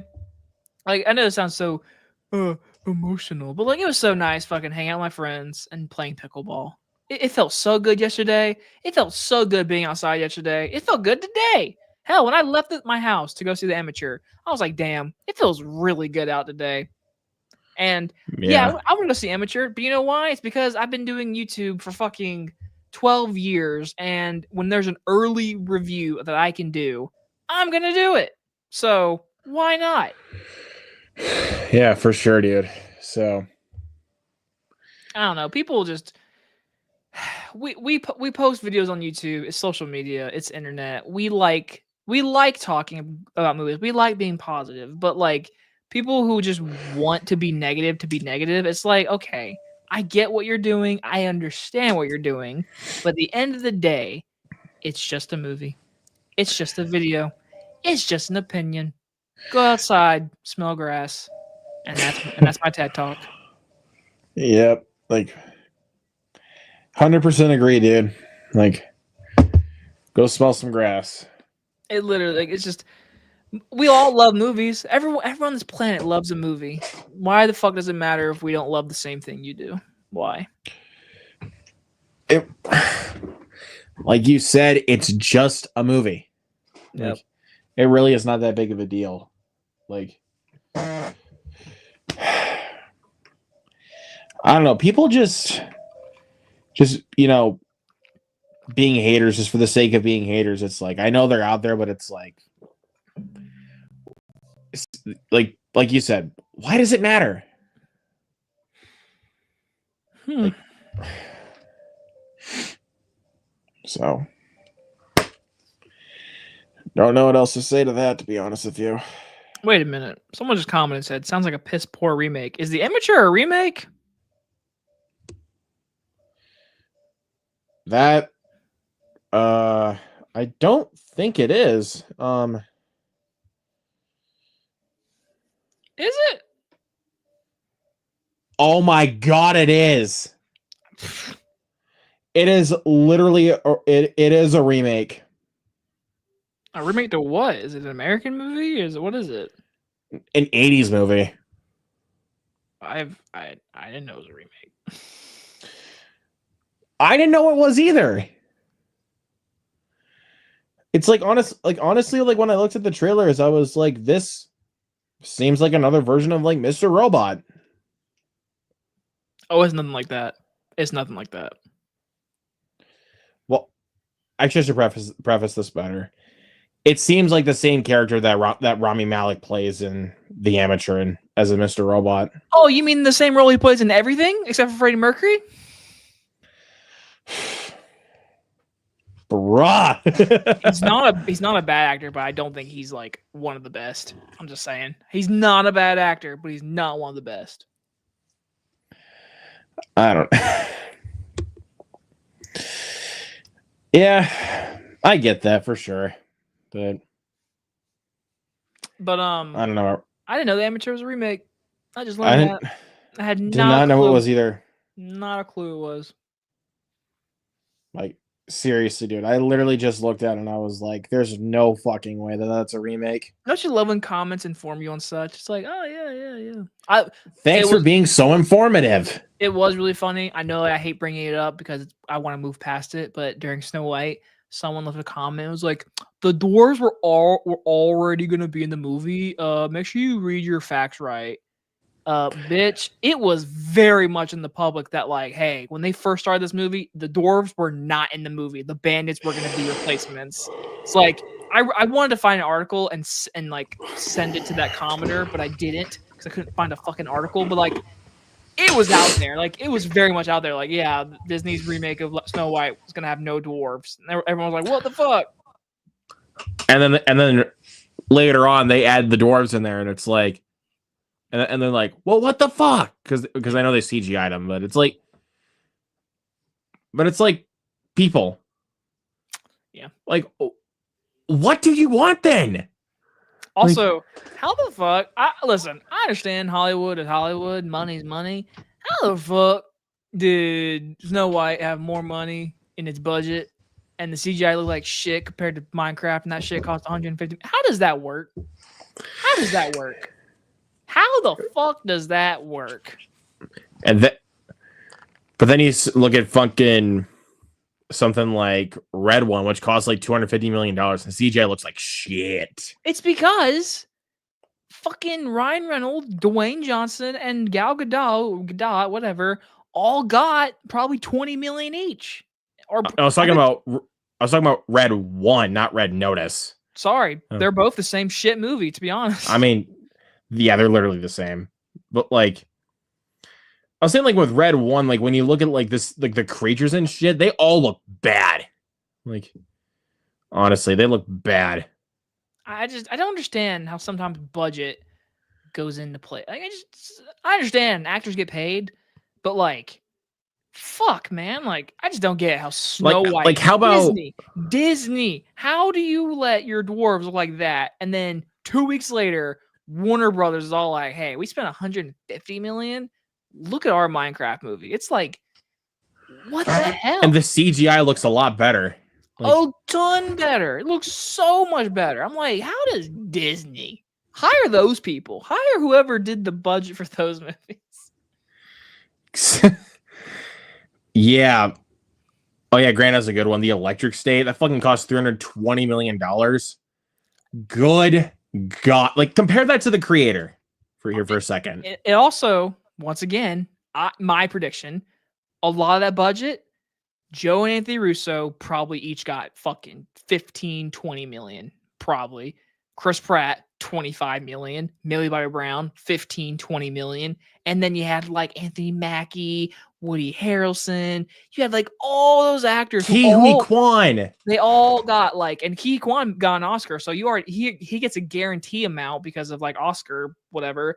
But like all those actors probably got paid millions. So I bet you a lot of the budget to that movie went to the fucking voice work and the 2 stars.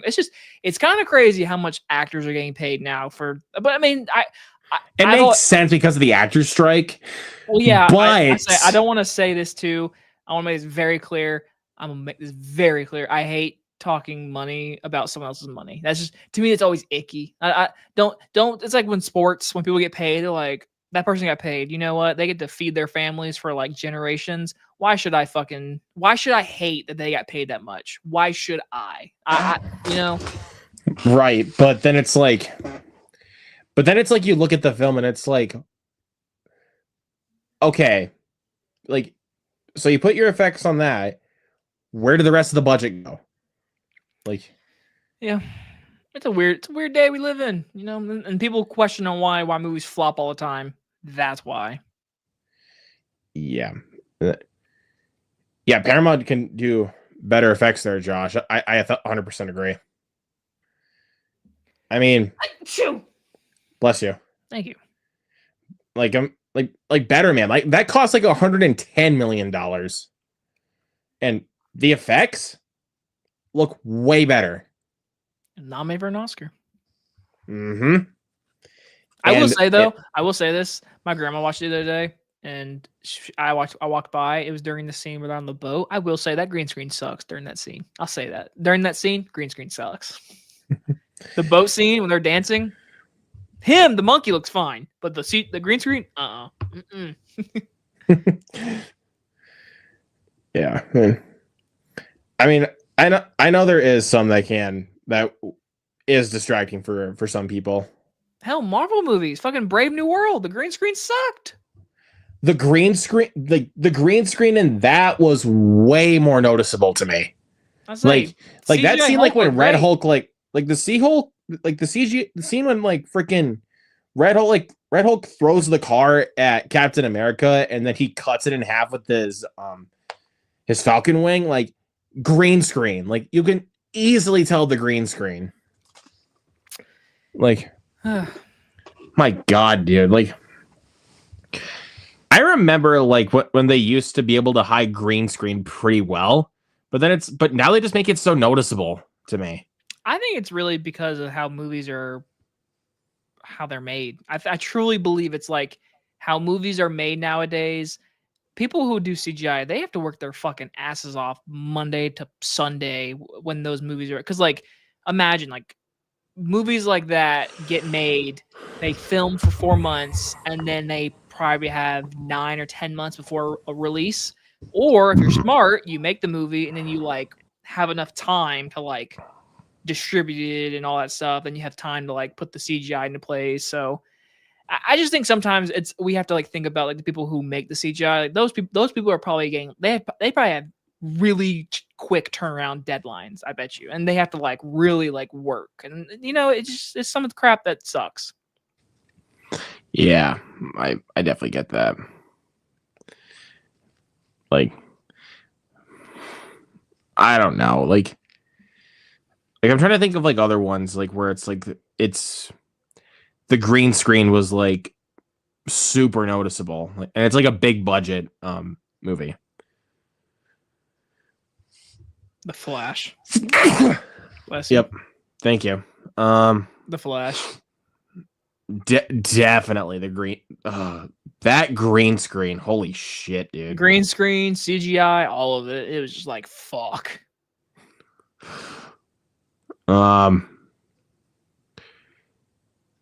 Meg 2 and Expendables. Those green screens. Holy shit. When he comes up to the apartment, he's like opens the door for Sylvester Stallone. The background, it's like, dude, you are not outside right now. That is a green screen. You are in a fucking studio right now with air conditioning.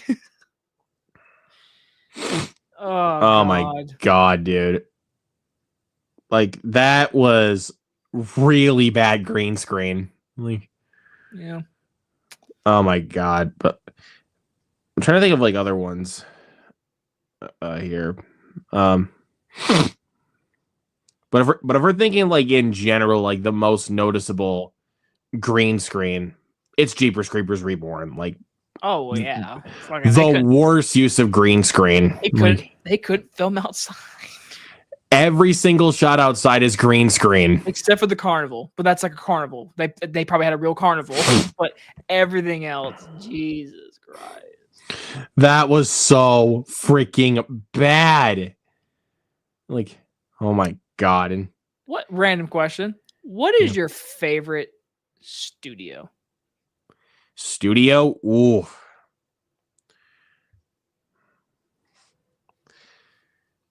Like, just in general, right? Just in general, what is your favorite studio?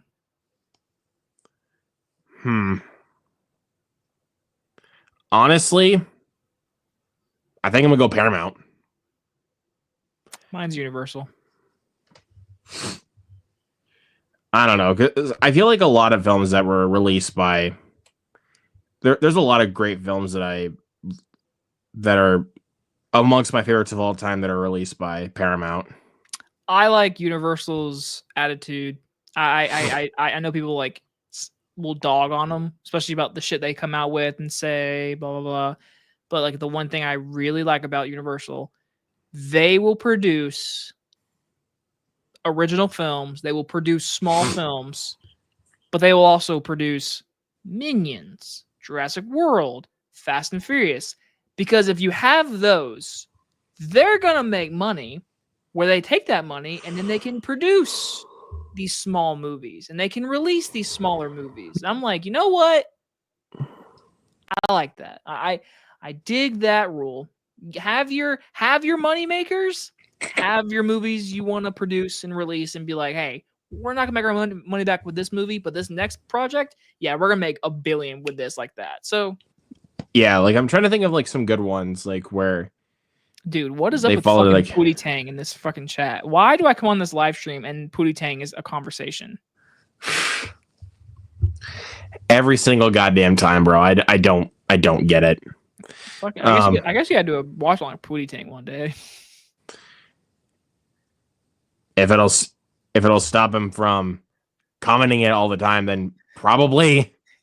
Also, why you delay your twisters till June, my guy? That shit was in January 2 weeks ago. What happened? Trying to, I wanted to make room for Final Destination. Oh my god! I saw you got rid of Death Race. I was like, damn, you really just said fuck that. Let's go to Final Destination. Oh boy. But again, I was thinking of I was trying to think of like some of the original ones that Universal did produce. I mean, they do it all the time. It's just Like hard. I'm trying to think of like good examples like of that. Abigail. Violent Night, like Renfield. Renfield, yeah. Fuck, I'm literally trying. Technically, a lot of the Blumhouse movies because they, distribute them, kinda, but they don't make them. But yeah, Monkey Man. Monkey Man. See, Monkey Man. That's a great example. That's a small movie that they knew, like, hey, we're not gonna make a lot of money here, but like they distributed it. They got his movie out. That's a fucking great example right there. It's like, yeah. Yes, for fucking sure, dude. I love Universal, and again, I like the movies they make, some of the stuff they say, and some of the comments they have.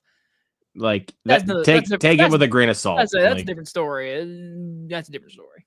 Like take it with a grain of salt. And I will say, and as a person that wants to work with this company one day, I gotta say A24. I mean, fucking. I mean, that's like the closest one for me right there is A24. A24 literally has been. I mean, they will produce original shit. Yes, last year they're like, hey, we gotta start making movies that like make money. And you know what? It's fair. You gotta have a movie that makes money so you can keep making those small weird movies. You gotta have them. So. Yep. I mean, I was trying to think, like, I feel like every single year, like, they're always going to have at least one film that'll end up in my favorites of the year. I know, right? It's fucking every year. It's crazy. They know how to produce a good movie. Like, I was trying to think. I know a couple of my favorites from last year were A24, like Y2K, Heretic, Civil War.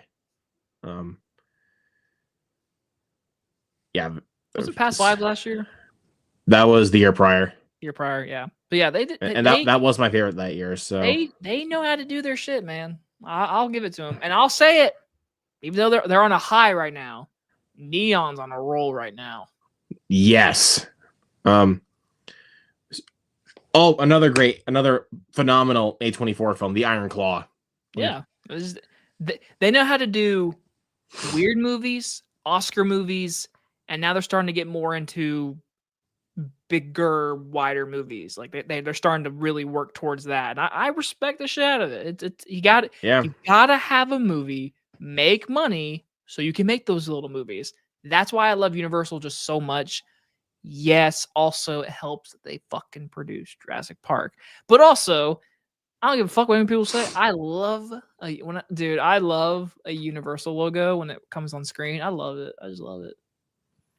I mean, yeah, me too. Hell, they did Wicked. Yeah, Wicked. Shit. And Josh, I will 100% respect that because A24 literally makes or break people. I know people that will not watch A24 movies. Like some of them are very divisive. Very weird. They're very weird, divisive. They you name it. But that's the thing. I love that they produce movies that are like different. Also, what the fuck is up with Pootie Tang, guys? Stop with the Pootie Tang stuff right now. Like, let's keep the conversation on A24, please. What is up with Pootie Tang? Why Pootie Tang? Why did you talk about Pootie Tang one day? Like, is this become like a running joke? I'm so confused. That's not on me, dude. I'm telling you right now, it's not on me. Luke says, "Fuck Pootie Tang, never watching it, or doing a watch along." I was trying to think of like some of the other like I'm trying to think of like I know Civil War as like divisive, like very. I mean, it literally came out during an election year, yeah. So it makes sense why it will, cause a lot of conversation. No, yeah, they've been doing it for years though. I mean, it's just obviously they become big very, very recently, the past like 7 years. But like A24 knows how to make good movies, man. They just they know what to do, and they give another thing is they give the directors all creative control. Like they're okay. That's one thing about Universal. When they have a Jurassic World, they're gonna go get Colin Trevorrow. They're gonna go get the number one writer, and like they're gonna make sure they're Like big they're gonna movies. meddle with it. Yes, they're gonna meddle with it. But that's the one thing. Again, total side note. That's one thing I'm really happy about Jurassic World Rebirth. Apparently, David kept script. They were like, no notes. Apparently, what we're getting is his fucking mind. I'm like, yes. Yes. But like you said, like with A24, they give him like full creative control. Like Scott Beck and Brian Woods, they had total creative control over Heretic. Like, Yeah. or I assume. I'm assuming all this, by the way. I'm assuming because it just, yeah. yeah, I mean, or you can definitely tell that Brady Corbet, like when you watch The Brutalist, total creative control. Like, sorry, I'm plugging in my computer. oh no, you're good. Midsummer, Hereditary, Midsummer, Ari Hereditary. Aster. Bo is afraid. Bo is afraid. You know that man. You know they're like, hey, you gave us Hereditary. You go make whatever the fuck you want. We'll give you money. Or you look at the two movies, the first two movies that Robert Eggers did, The Witch and the Lighthouse. Like, yep. I'm trying to think of other good ones. I mean, they got a whole list, man. I mean, we go on for fucking 20 minutes of how many they got. They have so many. Let's see. But here's a good question for you. What is your favorite A24 film? Probably Hereditary. Probably. That is a good pick. That's in my top 10. It's a great movie. I can't think of every A20. That's like the first one that come to mind. So like, say Hereditary.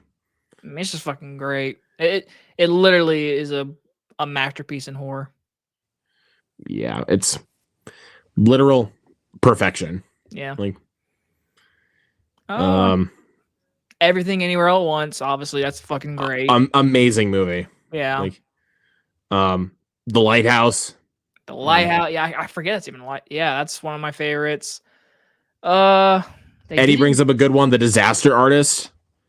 I forget it's A24. I love The Disaster Artist. I have not seen it in a good minute though. I have not watched that movie in a while. Yeah, it's a really, really good movie. Ex Machina. That's a great one. The Green Knight's a great one, Josh. Green Knight's great. That was one of those famous reviews. I didn't get it the first time I watched it. It took me a second viewing to really appreciate it. Really grasp onto it. Like, another good one. I'm just for TV purposes, I'm gonna say this. I don't give a fuck what people say. I like Euphoria, so I'm gonna say Euphoria as well. All right. That's A24. Trying to think of some other good. The Florida Project is great. Mm-hmm. Have you seen A Ghost Story? Is that the one with Casey Affleck as the ghost? Yep. Seen that. It's a really, really good time. Good time. Or speaking on Safdie Brothers, Uncut Gems. Yeah, that's a great one. Love Uncut Gems. Again,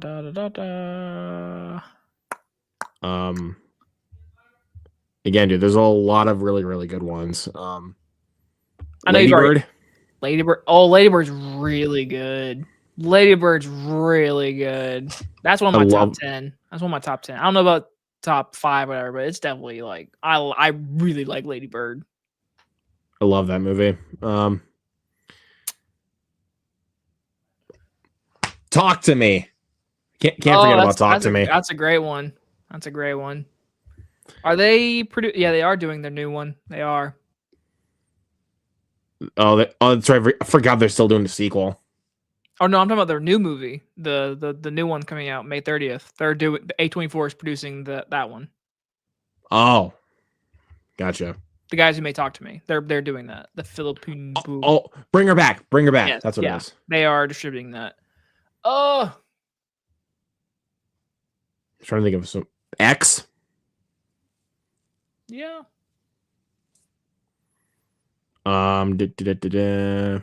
Like you said, Midsummer. That's a great movie. You know, I saw it a couple weeks ago. I don't know if this is a hot take or not. I think Midsummer is a top 10 best opening to a horror movie ever. It's a phenomenal opening. Dude, when the music, oh my god. Dude, when the shot of when it's in her apartment and it's like pushing forward and she's like laying on him and she's like crying and it goes past them, it goes out the window and it's the winter. Dude, the music in that scene, oh my god. So damn good. I'm not kidding you. This is how much of a sicko I am. I'll literally drive in my car. If I'm on a long drive, I'll play the opening scene to that movie in my car and listen to that entire scene. I love it. I love it. I love hearing her crying and so sad. I love it. I fucking love it. You know another sicko thing I do? This is fucked up that I do this, but I'll tell you. Go ahead. I listen. I don't watch. I listen. That's the sicko part. I listen to the baseball boy getting killed scene from Dr. Sleep often. Dude, that shit's fucked up. the sound mixing, and just the sound effects. Hearing that in my car speakers, I'm such a freak with like little details like that. Dude, it's so good. Her screaming, him dying, and the mixture, and then the music building up to Danny's wall, and then it breaking with the red rum, and just like I love the fucking song. I love it. I love it. I love listening to it in my car. Listen. That's why I keep telling you, man. I love fucked up shit. I love when a movie's like, hey, we're gonna push the boundary. Like I love that Evil Dead Rise. Fuck them kids. They're like, you kids, you getting killed. I'm like, good movie. Yes. You can look at the Terrifier movies. They don't give a fuck. Yeah. They go for it, man. Let's see. Graham brought up some ones right here. Moonlight, not a big fan. It's good. I appreciate Moonlight. I appreciate it, but it's good. I don't care to rewatch that Moonlight. No. Like I feel the exact same way. Like it's good, but I was happy for 4 minutes when La La Land won Best Picture. That is the definitive Best Picture winner in my book. And for 4 minutes, I was like, good, La La Land won. That's a good one. And then they just give it to Moonlight, and I'm like, oh, okay. I was like, I get. Really? I was shocked when the moment happened. I was shocked because everyone was like, oh, Moonlight's winning. I was like, it's a good movie. It's really well acted. It's well shot. It's a good movie. It's just not a movie I never fucking. It's not rewatchable. I know at all. I don't care to watch it, and I know people love that movie, but I'm just. It's honestly soured on me over the years. So I'm not gonna say it's soured on me. Like I will tell you to your face, Moonlight is a good movie. It's well written. Like I'll say that for sure. It's well acted.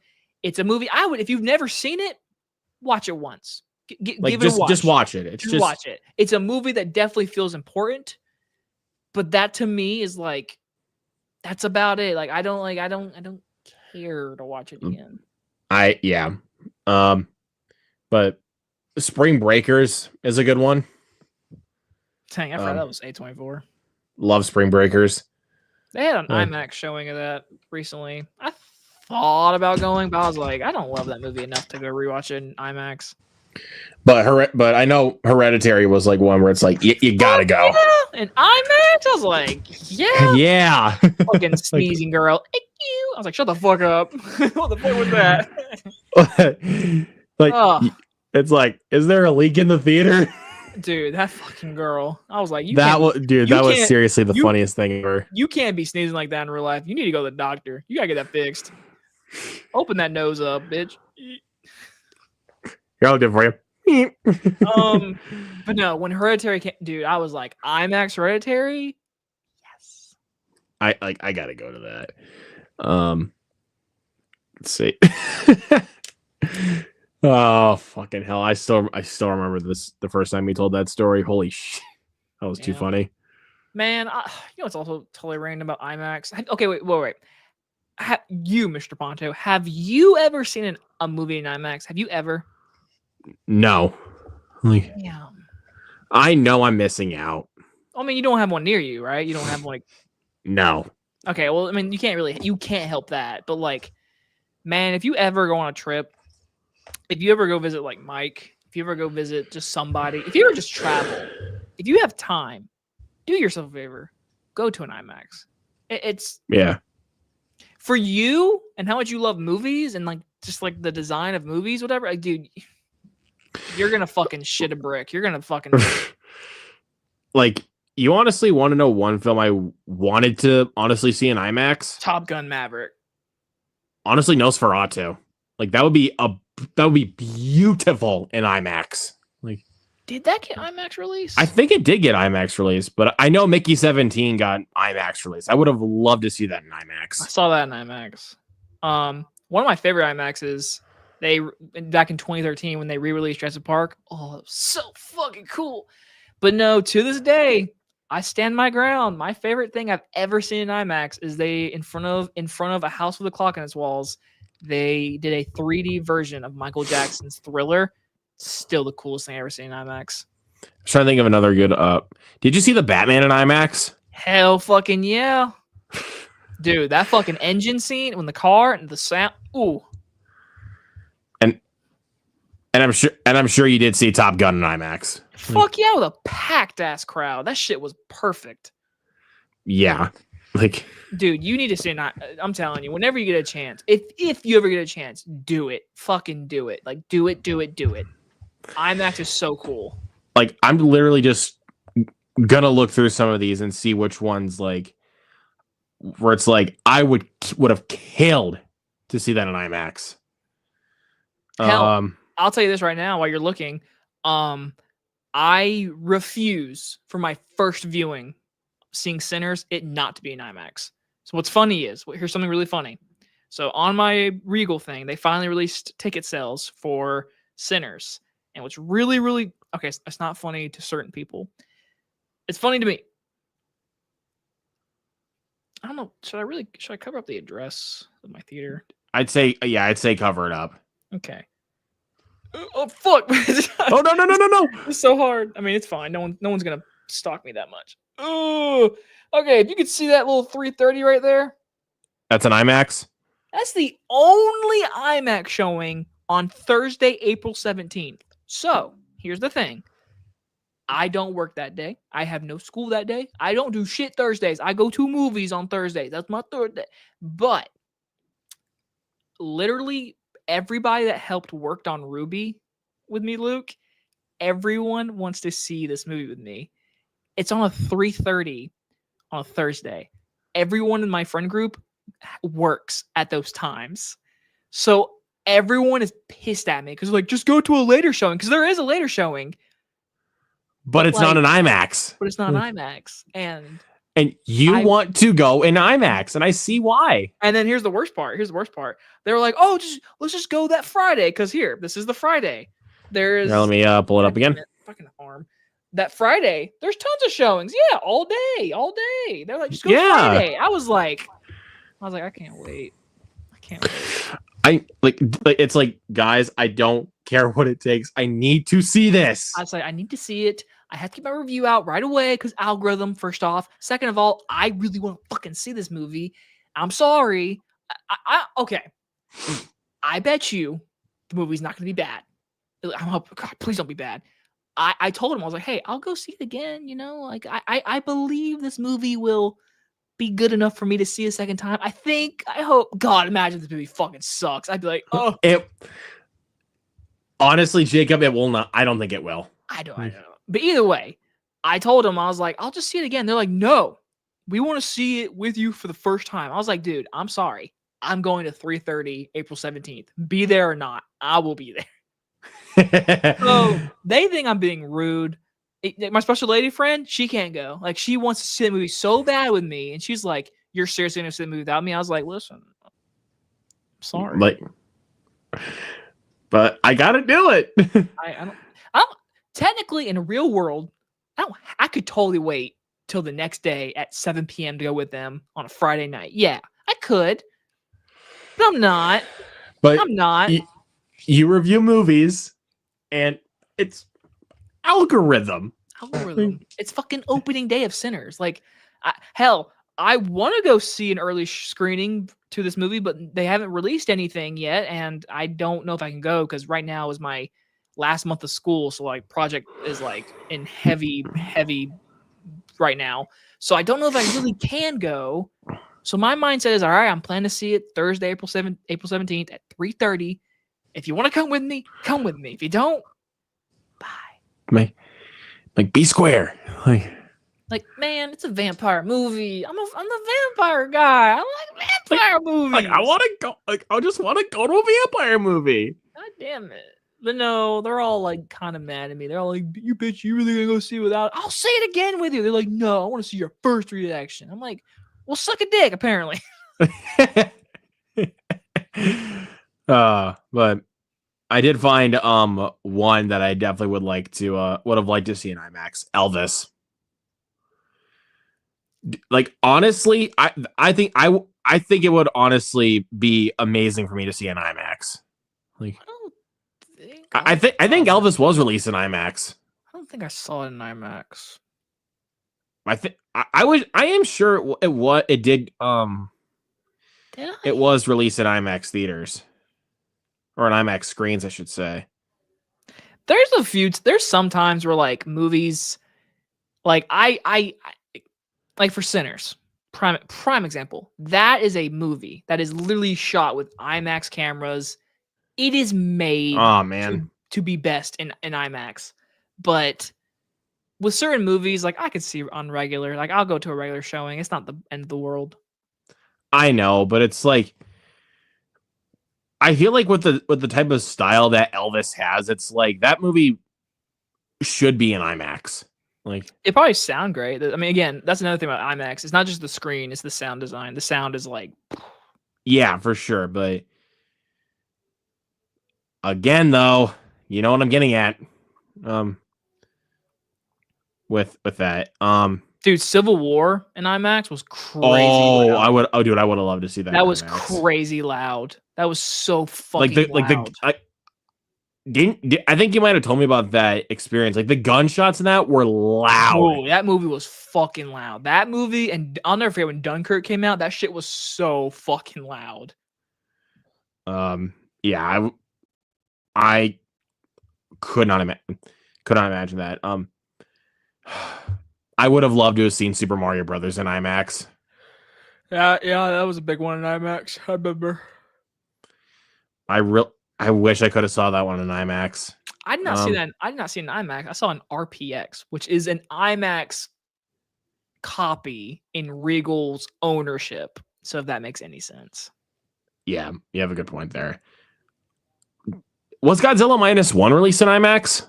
Yes, I saw it in IMAX. Oh, I saw it in IMAX. That's another one. I saw that shit in IMAX.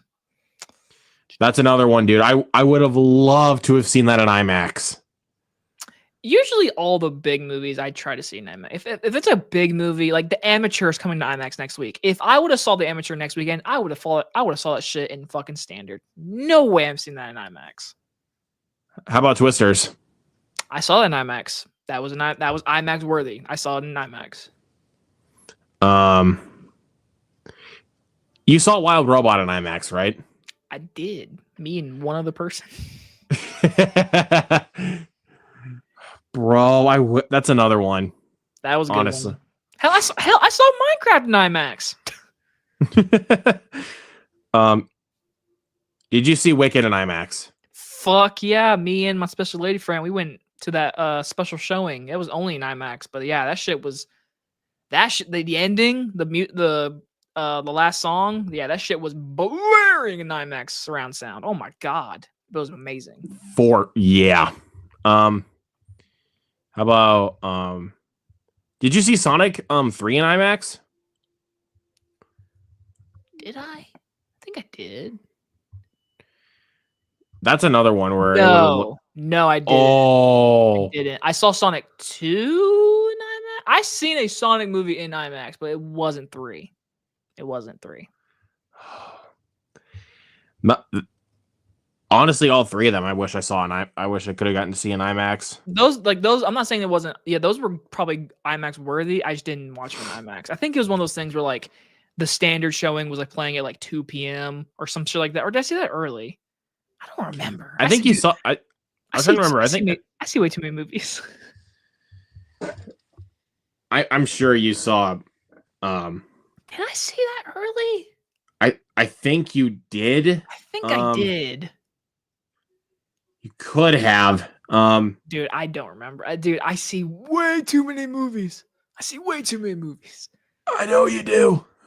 I try not to, but damn it, it's hard not to. Let me take a look. You did. You did see it early. Cool. So, okay. Let's see. I was trying to think of other ones that would look great. Trying to think of some good ones. Hell, I totally random. Blade Runner 2049, beautiful in IMAX.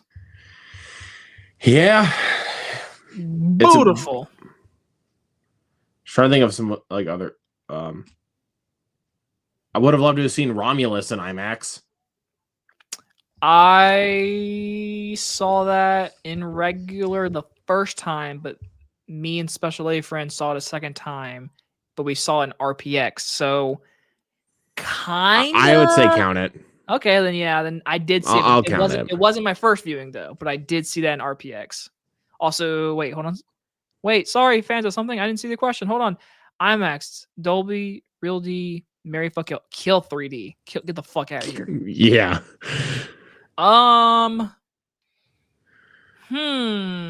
So. I'm gonna say I'm a marry Dolby. I'm a fuck IMAX. Actually, no.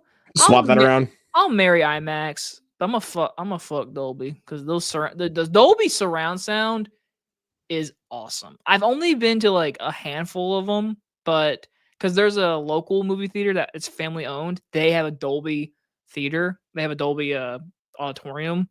And I remember when COVID happened, it was the only theater that stayed open. And I saw King Kong versus Godzilla in the Dolby. It was so cool. It was the surround sound. But like, dude, I've seen over 50 IMAX movies, so I'm gonna have to marry IMAX. Actually, this is the one right here that I think it honestly would have been even better for me if I did see it in IMAX. I'm gonna say Kingdom of the Planet of the Apes. I saw it in IMAX. I really wish I did there, dude. I wish I did. But Eddie, I'm gonna be honest. I think I'd honestly say I'd say honestly copy what Jacob said. Well, he's copying me, but to be fair, I mean nothing against Luke. He also hasn't experienced IMAX. Have you experienced Dolby? A Dolby one? I haven't experienced that either. That one is cool, but just know that one's just made for sound. That is literally meant for sound. Morely just like loud. Yes. Like that's IMAX, the best way to put it. IMAX is loud and the screen is fucking from roof to floor. Like that, yeah. Like I think that's a bit cooler to me. Oh like, yeah, I personally, I think IMAX is way cooler. Oh yeah. So, trying to think of another one. Did you see Bad Boys in IMAX? I did.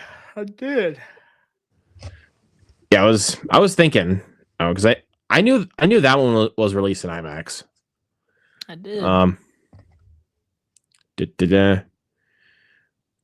See, there's another one, D-Box.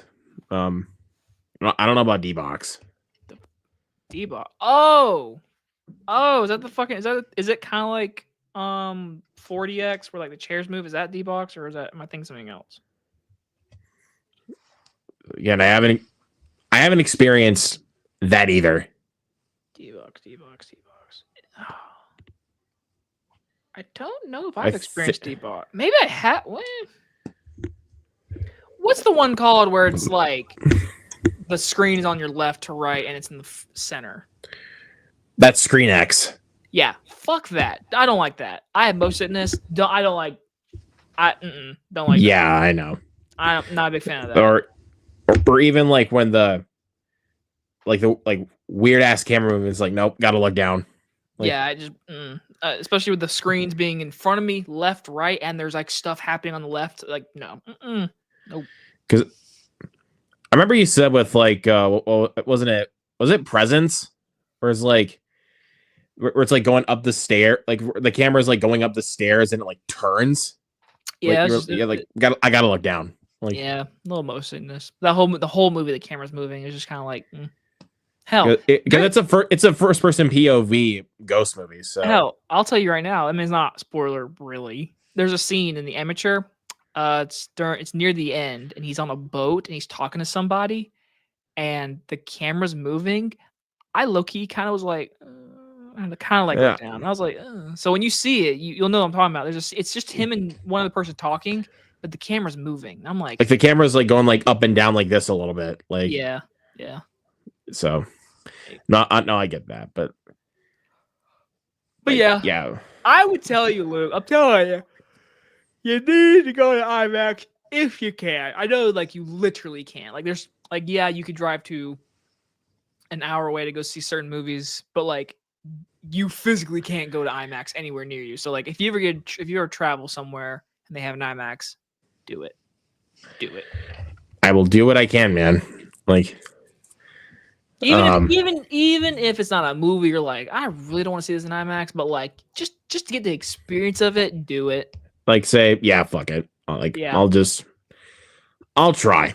Yeah. Like I'm trying to think of like a good one where it's like I'm not really like, so like super duper excited, but it's like if I could see it in IMAX, it'd be cool. Sometimes I will admit, I say in my review, the IMAX experience can honestly add a little something to the movie. Honestly, it can.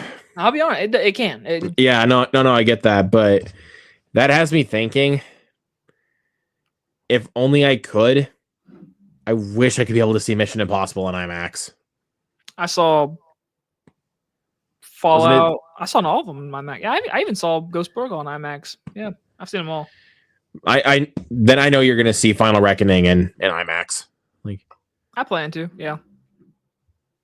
But it's like that's the one where it's like, I really wish I could. Like because I think that would even like make the experience even better for me.